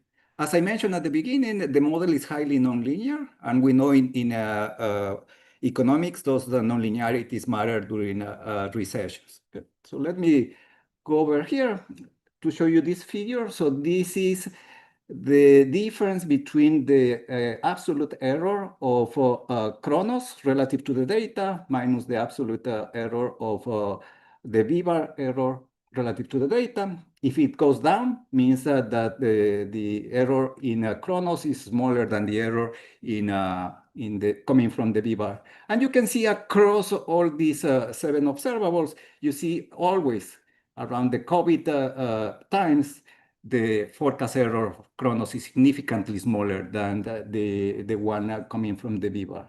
Outside the crisis regions, you can see the V-bar actually does better. So most of the gains comes out of these recessions. Francesco and then Dobry. You probably said this, okay, so this is probably my fault. Do you have the same variables in these two models? Yes. Okay. Yeah. So in the spirit of work by Stockton Watson, it's useful to compare the distribution of errors across variables. I don't know whether you've looked at that in the sense that you may be, on average, you may be improving, but this could come at the cost of having larger error for some more series, like they've done this in work like in forecasting macro financial finance with simpler methods, but they've also considered some previous generation machine learning approaches. I think I need to check that paper to see how we can, thank you. Yeah. Okay, so now let me show you some of the capabilities these new models have. So now I'm gonna do this interesting exercise. So I'm gonna say, suppose that the only data that we have available starts in the first quarter of 2018 and goes to the fourth quarter of 2022, okay? I'm gonna estimate the V-bar with that sample size, okay? So here, I'm being unfair with the V-bar because we know that we'll need to have a stochastic volatility or like Giorgio does, allowing for a different error, scale of the error during the COVID exercise. So here I'm gonna just throw the standard V-bar, and I'm gonna do the same with Kronos. And I'm gonna forecast out of sample from 2023 Q1 to 2025 Q3. And what you're gonna see is that Kronos does better than the random walk forecast. So that's going to what you were asking, Alan. So now I'm gonna compare against a random walk. And we show that Kronos 2 is better than the random walk 5 out of 7. And that the V-bar doesn't do better than the random walk in this scenario. Again, this is an unfair comparison, but again, tells you that the model Kronos 2 does well when you have 1, this high nonlinearity, and 2, you have this very short data set. That chair is empty, but I suppose Domenico is sitting there, right? Yeah. Probably what you would propose is, to have a drift term in the V-bar, right? Yes. To know that that's so Yeah. and that could be close to a random walk, right? Yeah. And that model is a lot harder to beat than single V-bar. Yeah. So that's what I'm saying. I'm unfair with the V-bar. You're saying that it might be worthwhile. Okay. Yeah. And can I also follow up? So the transformations of the data also make the difference, right? So domain probably exactly what we are probably the data with the prior for the long run stuff. So is the data here transformed to be stationary when you fit it to the log levels? Everything is log level. Yeah. So then the point that Alan was making about the prior to the long run in the V-bar probably help. Yeah, okay. Yeah, I'll work on that on the revision of the paper. Yeah, yes, no. just follow up on this, why not use the McCracken and G, like they actually have a set of different transformations for all the Fred series. You know, it's not like everything is log. No, but yeah, in the when we do the 120 data set, we use their transformations on. Okay, Yeah, okay, yeah. okay. So it's In this one is in logs. Okay. Okay, so this is how well, it's a bit of a messy figure, but essentially the red is the B bar that not surprisingly doesn't do well. The pink shaded areas are the 5 and 95 distribution bands of Kronos to forecast. Something that I didn't mention and I think is worth emphasizing here is that always with these LLM exercises, one has to be mindful of what the model has seen in the past. Okay, so this exercise also fulfills a second purpose in our paper. So if you look at the training corpus of Kronos, the one that relates to economics, we use the data set that comes from the M4 competition for forecasting. And if you go to the M4 data set, they use Fred MD that stops in 2017. Okay, so from 2017 onwards, this is a fair game because it's data that Kronos hasn't seen it. Okay, so that's one point. The other point that I didn't emphasize about why Kronos 2 is so flexible is because an important part of the data set used for training is a synthetic data set. So this is data sets that were engineered by part of the team. So this means that if there is a recession coming in the future that we have no idea, that the data hasn't seen that because we didn't have that type of recession, there is a chance that the model saw through these simulations that were generated from synthetic data. So isn't it like saying that, you know, it implicitly has some shrinkage that it's econ reasoning based, no? So it's almost like, you know, this paper by the Nego and Shafai say, oh, let's use a DSG to do shrinkage in a VR. Yeah, that's a very good point. Yeah, actually, we should make that point in the original paper. Yeah, yeah, definitely. Yeah, it's gonna be a lot richer because there is this computer scientist that specialize in coming up with these like Gaussian processes. But this is a very good observation. Yeah, thank you. Does that mean that if you train this only with macro synthetic data, so with instead of throwing in the flu and the other crap, you just do it on macro data, it would be potentially way better. Yeah, well, actually, we did that with a former student. And this is a very well-known problem of these foundation models, that there is the bias, the contamination from other time series, because it's like you are estimating with a spurious variable relative to your macro variable. So you know the coefficients will be biased because of that. So that's correct. We do it. And that's another advantage of Kronos 2 that is open. So you just download the model, you do the training on the macro data, and we show that that model does better than the original Kronos. Yeah. So then, as I said, we do the Fred MD. How much time do I have? 5 minutes? Okay, so let me skip this one. So we have that in the paper. Then we do this huge exercise where we try to forecast 1,400 variables. This is impossible to do it with a V-bar. With a factor model, I guess that's something that we can compress the number, get some factors and do the forecasting. But here I'm going to use the Fred state data set, and then I'm going to try to forecast in two different setups. First, I do with only 28 series, and then with the entire data set. The 28, the 280 series takes about 3 seconds. The more than 1,000 series takes about 15 seconds. And again, the speed is a consequence that the model is pre-trained. So this is not nothing to be surprised at this point. Here we compare against a random walk because that's the only way of, in terms of speed, to have something similar to produce the forecast. We have here the table at the bottom. Let me concentrate there. We have the 1 month ahead up to the 12 month ahead. And you can see that as we move to the 1 year ahead, the model Kronos 2 tends to deliver better forecasts compared to the random walk. Okay. So, yes. You said you're forecasting 1,000 series, Yeah. and they're all economics type series. Yeah, it's Fred SE. So it's state data, like national account data, but at the state level. But you don't have things like retail sales or something or is that part of? In this exercise, no, but in the original paper, we have retail sales. Okay, so let me quickly tell you about the more structural analysis that we do. So you can use Kronos 2 as a nonlinear forecaster, right? So you can extract the one ahead forecast errors. Once you have the one ahead forecast errors that we call it the UT, then you can use a identification strategy. Here we use Olkolewski. It's going to give me a sequence of structural shocks. I'll run local projections on my 7 variables, and this is what you get. So without going into the details, you get pretty much this type of impulse responses by doing a Romer and Romer or doing the plain B-bar that I have here. You get the price puzzle that we saw it on Tuesday on Christian Wall's presentation. So it's also here. So that tells you that you can already do this type of a structural identification with the model, with the tools that we already have in macroeconomics.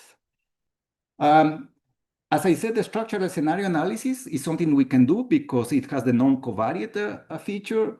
This is still work in progress. As I mentioned, we know the path to move forward. So this will be done for the revision of the paper. So let me skip quickly in the interest of time. So the final exercise, and I want to finish with this, I'm going to do a very long run forecast of the model.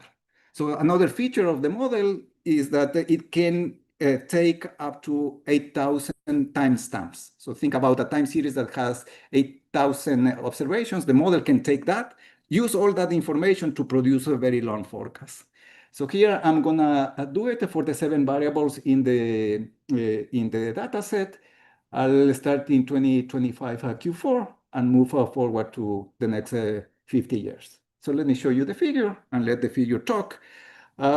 Let's talk a bit about GDP growth. So this is in log levels. You can see the model forecast that there will be a slowdown in GDP growth.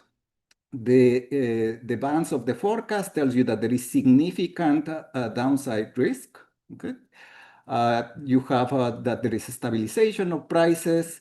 If you look at the bottom left figure, you can see that the model tends to enforce the CLB. There is some leakage, but you can see for at least the beginning of the forecast horizon, the model is forecasting that you are going to be at the CLB in terms of the 5 percentile of the forecast distribution.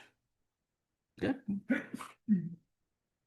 This is what you get out of the B-bar forecast. You have that you are going to go back to the trend. And in terms of the Fed fund rate, you see there is a leakage. So the model predicts that there will be violations of the zero lower bound. Okay? And with that, let me conclude. Thank you. Quick comment, I think there's a minute. I mean, it seems to me there are 2 key areas of application that you want to illustrate your competitiveness on. And one of them is the macro bar stuff. And, I think you've done a great job. Thank you. That. The other is kind of financial asset return volatilities and correlations where people are also studying, high dimensional sort of things. And just as in macro, there are millions of people working on macro bars. In finance, there are millions of people working on volatility and correlation sorts of bars. But the thing is, in the financial case, the dynamics are really kind of subtle and different, right? It's all in the conditional variances and covariances, not in the conditional mean. So can you pick that up? And long memory is pretty much an undeniable feature.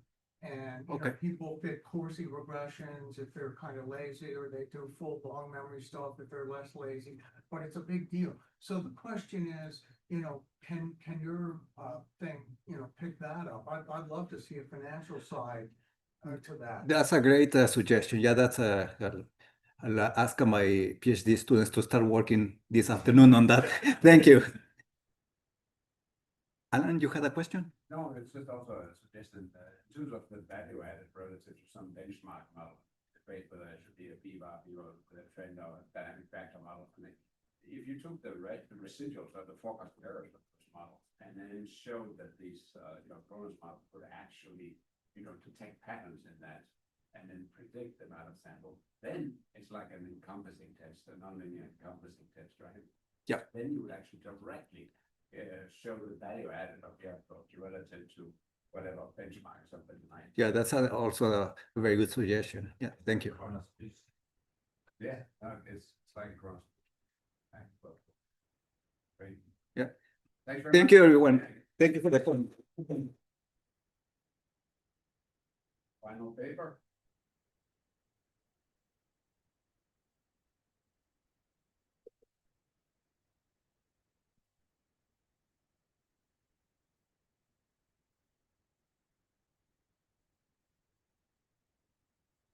Thank you.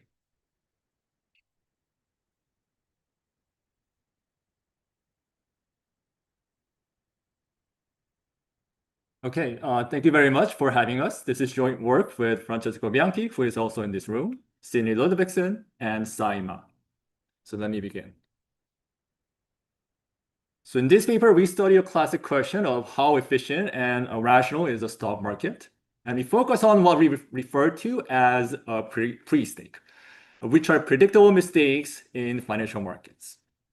One can say that the absence of such a pre-stake is a defining feature of a rational and efficient stock market. But there's plenty of evidence suggesting that markets are neither perfectly rational nor perfectly efficient. But the quantifying the exact extent to which this has been true has been a big challenge. And this is the gap that we aim to fill in this paper. The existing empirical work has focused on looking at forecast errors from SERB expectations and studying whether or not they deviate from the benchmark of full information rational expectations.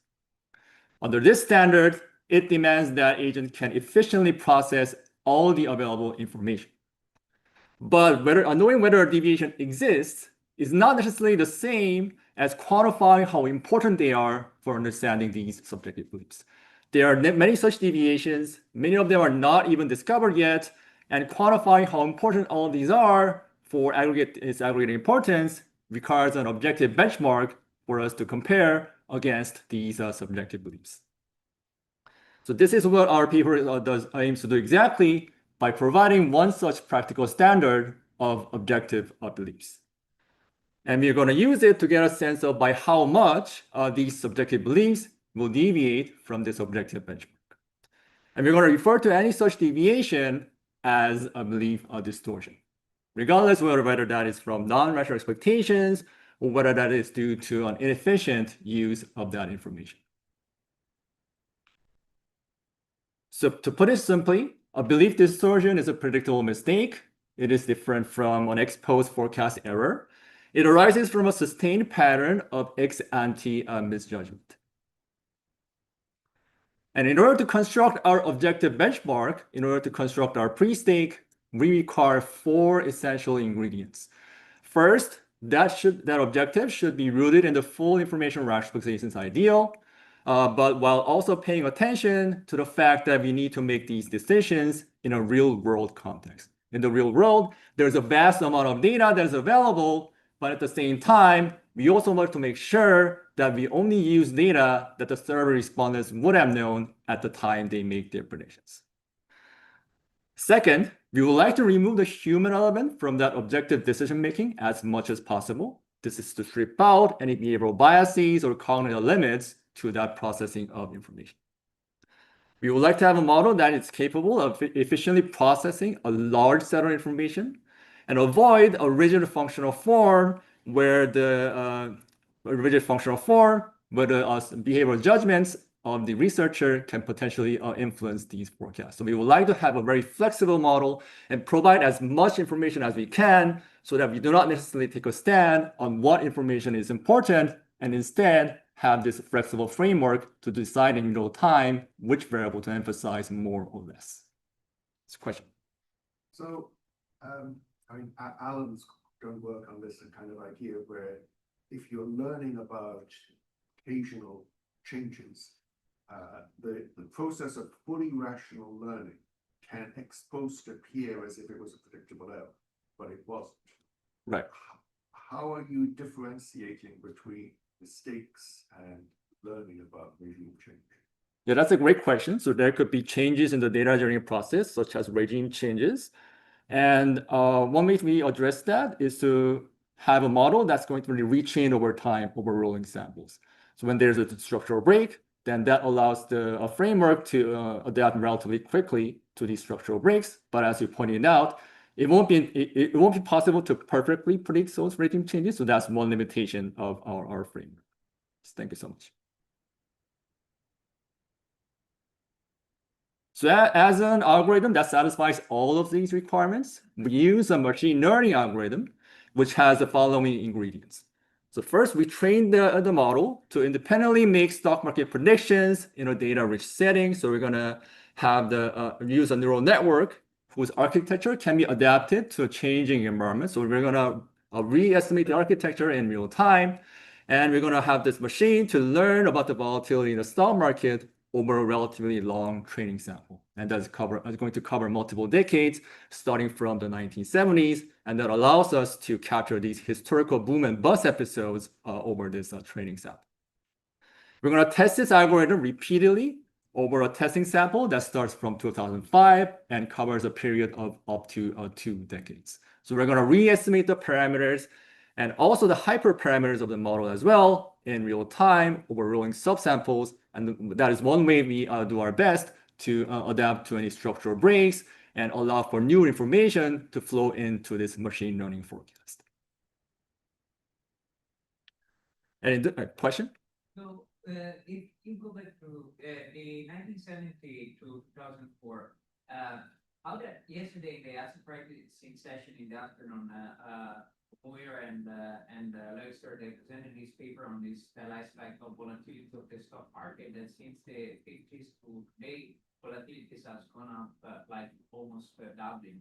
So how would that, this sample seems to be that exactly in the middle of that kind of trend. How could this kind of, how do you think this would square up with this choice? That's a great question. So that paper documents the striking fact where the volatility of the stock market has been showing a persistent trend. I think we have not tried extending the sample just yet, but if you were to extend the sample maybe further back into the 1950s, and it will be interesting to see how the forecast will change. Because even like what you are leaving out of, but then which actually gives you a very interesting then validation sample, because in the last 20 years is when volatility has gone up much because of these changes in the market, and then you can try to use it to see if you can capture these changes in the output sample part of the sample. Yes, definitely worth trying. Yes, thank you so much. Yes. There was another question which I might have missed. Yeah. My question is actually much simpler. You're re-estimating the model as new data comes in, right? Right. So you'll be easily able to capture the structural breaks as you play, right? Right. Now, if the hyperparameter grid that you're using, right, is that really changing over time, or are you capturing the same hyperparameters even when new data comes? Oh yeah, that's another great question. So my sense is that hyperparameters do change a lot over time. So it's not included in this current presentation, but one hyperparameter that we train is the L1 and L2 penalties that we introduced to our machine. There is some time iteration in those hyperparameters. So it's not as if it's using the same set of hyperparameters over time. And that also contributes to the machine to adapt to maybe if the times are more violent, then it maybe learns to apply less shrinkage to be able to adapt to these more volatile regimes. But if things are stable, then the machine can learn to use a more stringent one. I'm sorry, can you say that again, please? Keep the structure the same, though? Yes, the structure is kept the same, but the machine can choose over a grid of alternative values. What do you mean by structure? The architecture of the neural net. Oh, the architecture, yeah. That's a separate point. We also allow the machine to choose the architecture in real time. So we consider a range of values. We also consider a range of values, the controlling for the number of layers, as well as the width of the layers in that neural network. The answer to your question is no, we don't keep the architecture fixed. And related to the other question, the sample can adjust over time, in real time, chosen in real time. So if you are afraid of going backwards to the previous question of structural breaks, you might want to use a shorter sample closer to the period you are trying to forecast. Yes, another question. Loss function, so to choose the parameters. Yes, we use the mean square error loss function as the objective. We use that for both the training and the validation as the same loss function.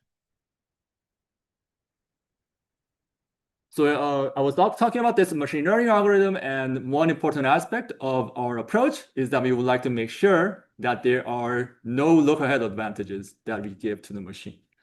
So we require the machine to independently choose all aspects of the specification in real time. So that includes adjusting the weights to emphasize different inputs over others, as well as the architecture of the neural network, and so on and so forth. Second, we use the input layer in a way that only uses historical timestamp data containing real-time vintages before any data revisions have taken place. We compile this ourselves, and we verify it directly that this is only the information that the server respondents in real time would have known when they submitted their forecast. Given this objective benchmark, we can now proceed to construct our pre-stakes period by period by simply asking the machine to check whether it could identify a mistake in the survey expectation immediately before they submit their forecast. So if the machine judges the survey to be an inferior forecast to its own, then we have identified a pre-stake, and we can quantify that pre-stake as simply the difference between the survey and the machine. Otherwise, if you question.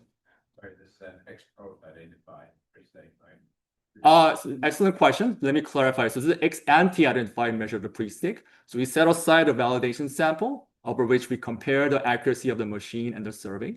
If the machine performed better than the survey over some ex-ante validation sample, then we judge that a pre-stake has been found, and that's when we use that gap as the magnitude of the pre-stake. Just to go back to the previous slide, you're very, very careful and something it affects even the best of all of us, right? Right. The machine itself was not available in 2004. So you are just saying, oh, if I had this amazing machine in 2004, 2005, then that would have been able to detect these errors, right? And so that shows that there's some value to the machine. But suppose you only use this machine as of when this technology became available, including to survey participants, the results might look very different. Well, that's a fair point. It's definitely true that if you go back multiple decades, the LSTM was not widely available.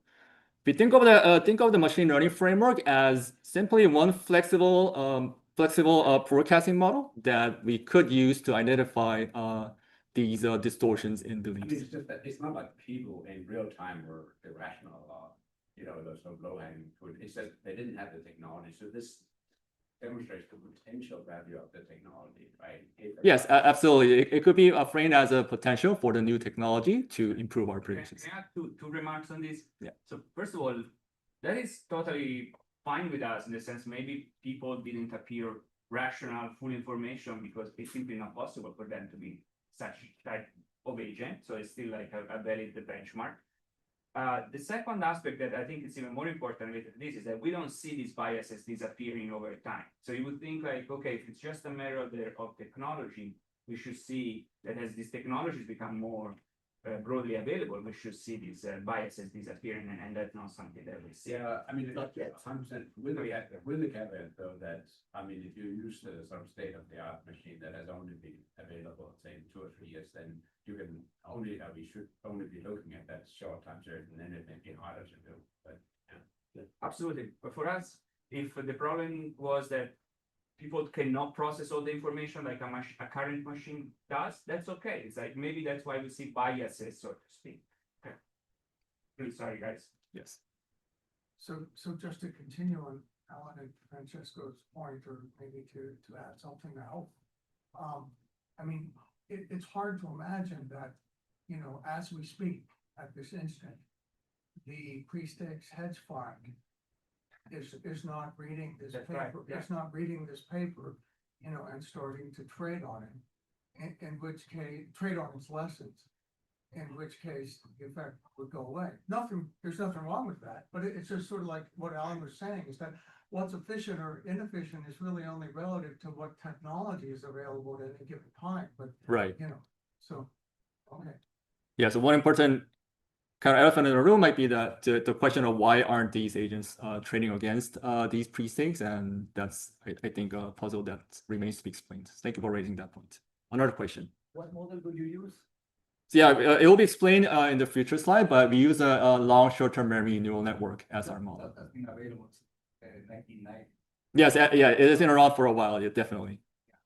Although its widespread use has been relatively more recent in the late 2010s, to my understanding. Question? That's just a calculation question. The machine makes a forecast called E, and then you show it the survey forecast F. Right. If the algorithm has been optimized, it's never going to pick something other than its own forecast as being optimal. Right. I don't understand how you would ever get the machine choosing the survey as a better forecast than the forecast it's produced. Yeah, that's a great point. So we do indeed check that it almost rarely happens that the machine does choose a survey. So most of the time, the machine identifies a pre-stake, but there are some periods where even the machine cannot really do much better than the survey, and that's when we shut this pre-stake off. So it's the magnitude of the difference, not the sign. Yes, that's correct. Right. Yeah. So for certain variables, it's well known, let's pick inflation, it is very hard to beat the survey forecast. So if you are a pseudo auto sample validation, no, in the sense the machine has a validation sample in which it tries to better than the survey, and it doesn't succeed, it has to admit that there is no bias and there is no ex ante mistake, and that's what's going on here. But then you're talking from like performance in a validation sample. Yes. Reading like standing at time t. Yes. I'm comparing two numbers. Yes. If the model has been optimized correctly, it's never going to pick a number other than the number it produced. Right. Yes, it's always going to, the machine forecast is always going to be ET. The question is like, can the machine claim that there is going to be a predictable mistake based on its training validation sample? Okay, so that's the averaging part. That's what I was saying. Yeah. I mean, why don't you actually look at whether you can form a combination, for instance, of ET and FT, because then you could see if there's some, you know, private information in the survey and whether the machine then would want to use that. So that's another way. Right, right. Is there any value in the surveys beyond the information used by the training machine? Yes, that's an excellent point. I recall we have tried a version of that in the past, and I recall the performance was comparable to the one that we have in this paper. But yeah, it could be a really interesting extension to bring in the future.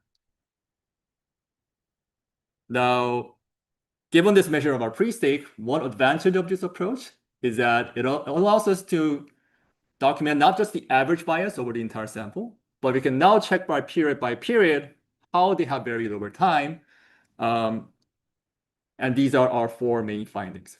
So first, we find that there are meaningful pre-stakes. There's a substantial accuracy gap between the machine and the survey. These pre-stakes are time varying. They're especially large during crises. And we investigate why by asking the machine to learn about the forecasting models that can best explain the survey. And the result that arises from that exercise is evidence of inefficient selective attention.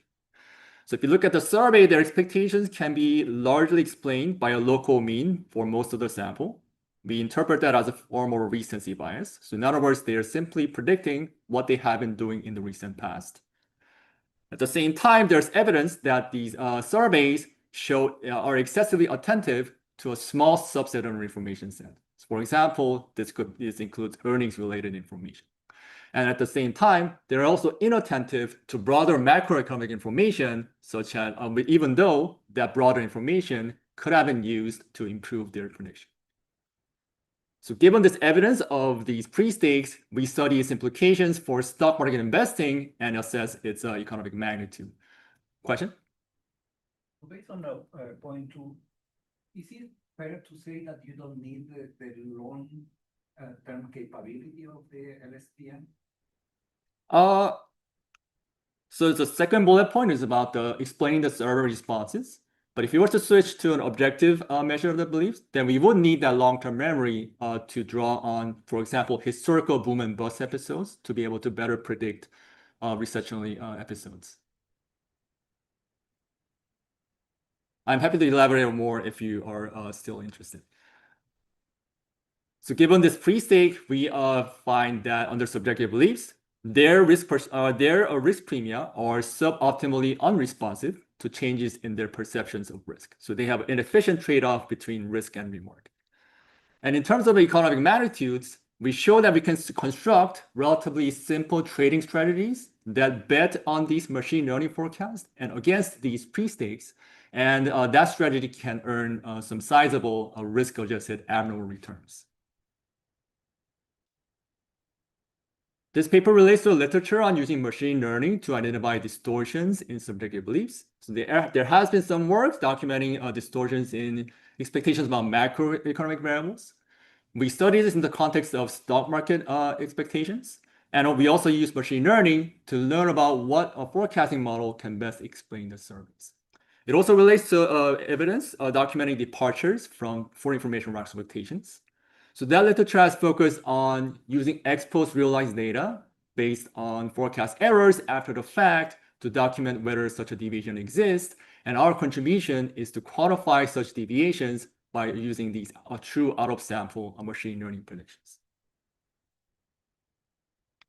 Now let me walk you through the data, starting with the subjective expectations of stock returns. We focus on 1 year ahead returns, which are collected from various sources. We summarize all these sources into a single measure by passing it through a state space model. We refer to this as the filtered investor series. So this is the red line in this figure. For subjective earnings expectations, we focus on the IBIS database, which captures the earnings expectations. We use the median consensus forecast. It's originally available at the firm level, and we do a bottom-up aggregation by aggregating the firm level expectations using value weights up to the S&P 500. We first convert the earnings per share level forecast into earnings growth forecast 4 quarters ahead. And we also consider longer horizon expectations, which are often referred to as a long-term growth expectation. The survey questionnaire has a relatively vague horizon. It captures the expected earnings growth over the next business cycle. So because the horizon is relatively vague, we consider other alternative interpretations about the horizon of the forecast. So we consider 4 to 5 year growth, 1 to 10 year growth, as well as the 0 to 5 year growth rates. Let me walk you through the inputs that go into the machine learning framework. Or before I do so, these are the forecast targets. We are asked to predict the stock market returns as well as the earnings growth, and these enter as 2 separate forecasts. So for stock market returns, we take the excess return in excess of the 1 year treasury yield. For earnings growth, we use a measure that is often called street measure of earnings. So this is different from the typical accounting measure of earnings based on the GAAP accounting measure, in the sense that the street earnings excludes some transitory items that are not typically relevant for the firm's future operations. And there is evidence showing that it is this street measure of earnings that the server respondents from IBIS are actually targeting. So to be consistent, we also ask the machine to predict earnings growth based on this street earnings measure. So let me walk you through the inputs that go into the machine learning algorithm. So we include hundreds of mixed frequency time series inputs. That includes real-time macro data set coming from the Philadelphia Fed, a monthly financial indicators. So this includes like dividend price and various portfolio returns. And there we also have daily financial market indicators, which includes variables like credit spreads, interest rates, exchange rates, and commodity prices. There are hundreds of other variables, which include jumps in the Fed fund futures around FOMC announcement dates, macro news surprises, as well as daily text-based factors that are extracted from Wall Street Journal articles. We group these inputs into 3 broad categories. First is the macro fundamental category. Second category is the non-fundamental category, which includes mostly financial market factors. And then we have a media sentiment category, which comes from these text-based indicators. Let me walk you through the machine learning model in more detail. So we denote subjective beliefs with an F operator for survey S. The objective forecast from the machine is denoted with an E. Given these two measures, we can construct the bias, which we construct as follows. So if a pre-stake has been found by comparing the validation sample performance between the machine and the survey, we take the gap between the two as our measure of the pre-stake. But if a pre-stake has not been found based on the validation sample, we set that pre-stake equal to 0. Given this measure of the bias, we can now decompose the forecast error of the survey into two terms. So the first term is a bias, capturing the predictable component of the pre-stake, and the second component is an ex-post error. So this captures mistakes that even the machine could not predict in real time. The machine learning model that we use is a long short-term memory neural network. So it is a neural network that has a recursive structure that makes it well suited for a time series forecasting setting. The recursive structure allows us to draw on either long-term or near-term memory, depending on which part of the sequence of the history that the model chooses to emphasize. It's going to depend on a high-dimensional parameter vector, beta. We're going to re-estimate those parameters in real time over rolling subsamples. That allows us to accommodate to as much as we can to the possibility of structural breaks and include as much information as possible to use the most up-to-date prediction. In the main paper, there are more details about this algorithm, which starts from the training of the parameters, cross-validating the hyperparameters, and then forming the true out-of-sample forecast. And we're going to roll over and repeat that procedure repeatedly over the entire testing sample. Let me show you the results. So the first result that we document is that the machine submits much better forecasts than the surveys on average. So this table reports the ratio of the mean squared forecast errors between the survey relative to the machine. And a ratio of below 1 points to the result that the machine is more accurate than the survey. So if you look at panel A, for example, this compares the machine against the survey for stock return expectations. The machine can perform better than the survey by about 20 to 30%. And for earnings growth, which is in panel B, if you look at the 4-quarter forecast horizon, the machine can improve on the survey by about 60% in terms of the mean squared forecast errors. Can I ask a quick question? Yes. R-squareds here, are they in percent already or are they in decimal? The R-squared is in decimal. So if the R-squared is like 0.3, that means a 30% improvement in the machine relative to the survey. Oh, this is relative. This is on relative terms. Yes, that's right. Question? Do you know if the gains are driven by a particular industry or a particular time, like in what I showed was during a crisis? It's going to show it. Okay. Yes, about the industry question, that's something we do not fully address in our papers. That could be really interesting to look at the firm level expectations and see which industry is driving things. But in terms of the time series, we're going to show evidence suggesting that is mostly during these major turning points during recessions that's going to mainly explain the improvement. So suppose that instead of this machine, well, I mean, you were to use another, like a simpler approach, like, Riemann model for the focus area, because these are enormous improvements, right? Absolute staggering. So that suggests that there's a lot of bias and predictability to forecast errors, right? Right. From the survey. So I was wondering how much extra mileage do you get out of a machine versus a much simpler, Yeah, that's a great question. So we did try some exercises. For example, we tried comparing a simple like elastic net model. So that's like a linear model, but still with a large set of predictors. So that model still does much better than the survey in the sense that if you use the elastic net, the improvement will be something like 10 to 20% instead of 30% that we see from the full LSTM. And these are fairly long-term earnings growth expectations, forecast, right? We consider both the short horizon and yes, we also consider long-term growth expectations. And so the improvements are smaller at the shorter term, right?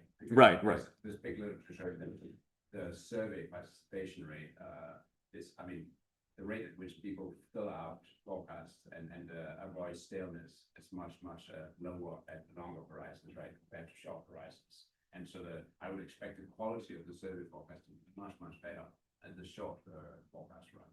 Yes, that's a great point. So for the longer term horizons, it's more sparsely populated. So the role of measurement error might play a bigger role, and definitely more stale as well. So that could be one reason why we have these forecast accuracy gap. And there's also evidence in previous work showing that it is particularly at the long horizons where these belief distortions are especially large. Thank you. Question? So you don't have so I think of surveys, you don't have sentiment here. So we do have a proxy for sentiment by using the textual data from the Wall Street Journal. So this was Livingston survey, I guess. Yeah. Like you could also use like the Michigan survey of consumer, because they ask questions about inflation over the next 5 years or whatever, or expected conditions over the next 5 years. Yes. So we do include the Michigan. So that's the SOC column in panel A. So yeah, that's also included in our framework. So yeah, that will get more at the household sentiment instead of the stock market investors' beliefs. Let me proceed by comparing these accuracy in terms of the historical mean returns, where you still find that the machine can perform better than this benchmark, which is notable because the existing work in the asset pricing literature has shown that this is a difficult benchmark to beat. And that also motivates our use of this machine learning framework as our benchmark for objective beliefs. Another way to think about this forecast accuracy gap is to test whether the forecast is correlated to the subsequent outcomes. And this table in panel A reports exactly this, where for the machine, we find a positive correlation between the forecast and the subsequent realized value. So the machine is doing a pretty good job in relating to the actual outcome in the future. But for the surveys, that correlation is almost zero and even negative. So for the ones that have negative correlation, that means that the survey is predicting things in the wrong direction. And we can make that more precise by looking at panel B, where we correlate the predictable part of these survey expectations mistake, the pre-stake, against the subsequent realized outcomes when we find this strong negative correlation. So when the pre-stake finds that the survey is being too optimistic, what's actually going to happen in the future is that the actual realization will be much more disappointing than what they predicted. So these correlations are simply overall averages over the full sample. But one great thing about our approach is that we can look at these mistakes period by period and take a look at how these have changed over time. So this figure does exactly that. The black line is the forecast error of the survey. We decompose that into two components. The first is the bias, capturing the pre-stake. And the orange bars are the ex-post errors. These are machine forecast errors that even the machine could not predict in real time. One thing to note is that there are periods when the survey forecast error is almost entirely pre-stakes. For example, the latter half of the global financial crisis. So that is a period when the machine can adapt quickly to the early part of the crisis and learn to course correct and revise its forecast downwards. But we're going to show that for the surveys, they fail to adapt and they even adjust in the wrong direction. So that's why we have this widening gap between the two. There are also periods where we all have almost the ex-post mistakes that even the machine could not predict perfectly. So that includes periods such as the early phase of the global financial crisis, as well as the COVID pandemic. So these are periods when even the machine had a hard time predicting in real time. But if you took out the biases, it would be much smaller, I guess. Like, so what's the total bar? It's the pre-stake plus the right. So if you add up the pre-stake plus the ex-post error, so the blue and the orange bars, that should add up perfectly to the survey forecast error. But I guess even like in during COVID, the pre-stake is still not small. Right. Yeah, it's about half pre-stake, half ex-post error. So that's a period when there's a mix between the pre-stake and the ex-post error. Right. So in that sense, it doesn't seem to be the case that it's only about access to sophisticated models, because you still find significant pre-stakes even at the very end of the sample. Right. So pre-stakes has not been declining meaningfully over the even if you look at the most recent sample. Another question. What about the edition of I don't know, it looks like 2018 where the red and blue bars have opposite signs and they all almost kind of cancel out. That seems like harder to interpret than, Right. for example, the French drives pattern. Yeah, that's a great question. So that's a period when the machine I think over predicted returns to some extent, and that's also showing up as this large blue bars in the figure. I'm happy to think a little bit more about these questions. Thank you. There are two more questions. I think. So it's almost like things are going the other way from what I would have expected, because if you look at 2009, like the Great Recession, there's no pre-stake, it's not all error, right? And then as you move towards now, like the pre-stakes are still kind of big. Right. And so like that seems backwards. Backwards as in like there's more technology. I mean, there's more our ability to process yes. than it was in presumably in 2009. The information right. was very different in 2009, right? So I mean, like there are problems. It's not apples and apples, but I'd say.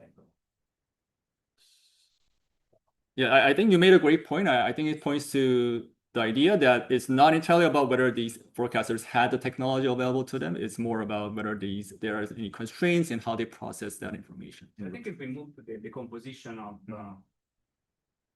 the pre-stakes, I think and it helps in understanding also what's going on with respect to why these people markets seem to make mistakes.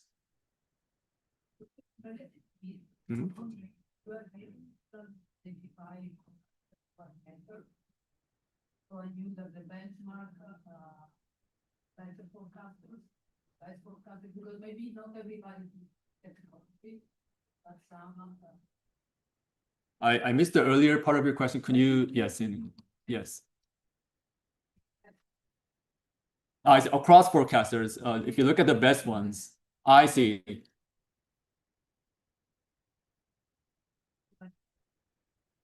Again, if you have in the data. Yeah, that's an excellent point. We have not tried this just yet. For now we use the consensus, which aggregates the forecaster, but we could definitely look at the micro level, at the forecaster level. It's hard to do that because it's hard to have a forecaster that is that's the forecaster for a long period of time to detect mistakes. Yeah, there are also limitations in the length of the panel in which the survey forecasters are about. But it could be an interesting exercise to try. So the overall message in this figure is that there are these large pre-stakes and they are vary a lot over time, and they're particularly large during periods of market turbulence.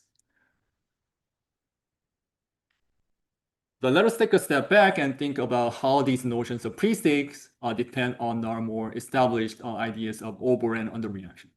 So this table reports the regression coefficients for regressing the negative of the forecast bias on the revisions in either the machine or the survey forecast. So the negative of the bias is basically the predictable component of the forecast error. If you look at column 1, we find a positive coefficient between the negative of the bias and the forecast error revision of the machine. So that captures the following idea. For pieces of information that is objective to the machine revises its forecast, but the survey forecast does not revise as much, and we will also show that the survey might also react in the wrong direction. And as a result, the bias is going to become wider, and the positive coefficient in that regression is going to capture that relationship. So initially, the survey is very slow to respond to information that is relevant for predicting these outcomes. Column 2 says that once the survey starts to respond, they respond in an overreacting direction. So the survey revision captures how these survey expectations revise after seeing news about earnings. And when they start to revise, they become overly optimistic after seeing good news, and the machine correctly points out that they are making a mistake. They should not have revised their forecast too much because that's going to lead to a disappointment in the future. Is the first one just staleness survey? I'm sorry, I missed your question. Yeah. One just staleness of the survey. Underreaction, is that just the reason to survey? It's a question about survey, yeah. Oh, I see. The staleness of the survey. That's a plausible explanation. Also, one aspect is that we aggregate the forecast across multiple forecasters. So if a given forecaster has a stale forecast, if the other forecasters are updating at the same time, then the staleness would be less of an issue. So this is time on the frequency of the survey. So then if people don't change their forecast, that's a possibility, but the frequency is line up. Yeah. Right. So the overall message in this table is that once the survey starts to react, it overreacts, but they are slow to react in the first place. So let us decompose these forecasts further to get a better sense of what information is driving these pre-states. We can do so by decomposing each of the forecasts into 3 different components. The first is a local mean, capturing an outer bias term, capturing the moving average of the realized outcomes. There's a nonlinear history term, which depends on a sequence of the past inputs. There's also a current information term, which depends on some gradient that captures the nonlinearity with respect to the current information. We do a similar decomposition for the survey expectations by estimating a separate model that now casts what the survey respondents would have predicted in real time. And we got a similar decomposition plus a residual term, where the residual will capture some other terms that are intangible to the machine. Now let me walk you through the decomposition. We're focusing on the global financial crisis, which is our main episode. It's worth noting that the surveys turned sharply in the wrong direction, especially during the global financial crisis. And if you look at the decomposition, we can see that during this earlier period, it has been mostly following a local mean. So they have been essentially predicting what they have been doing in the recent past. On the other hand, the machine has been able to course correct and revise its forecast to become more pessimistic, and that's in the right direction. And as a result, the gap between these 2 measures, or the pre-state, becomes very sharply positive during this period. And that's because the survey is slow to adapt to this changing environment, and once the survey does, it's moving in the wrong direction. So let me skip the decomposition of returns in the interest of time. The result is very similar, that the machine can predict these turning points by course correcting, but the survey is much slower to adapt. And we can see that more strikingly if you look at the survey forecast, it essentially looks like a flat line that does not react to this information. Let us zoom in a little bit more to the global financial crisis, focusing on the earnings expectations. So here we decompose that nonlinear history a little bit further in terms of the full sequence of the information.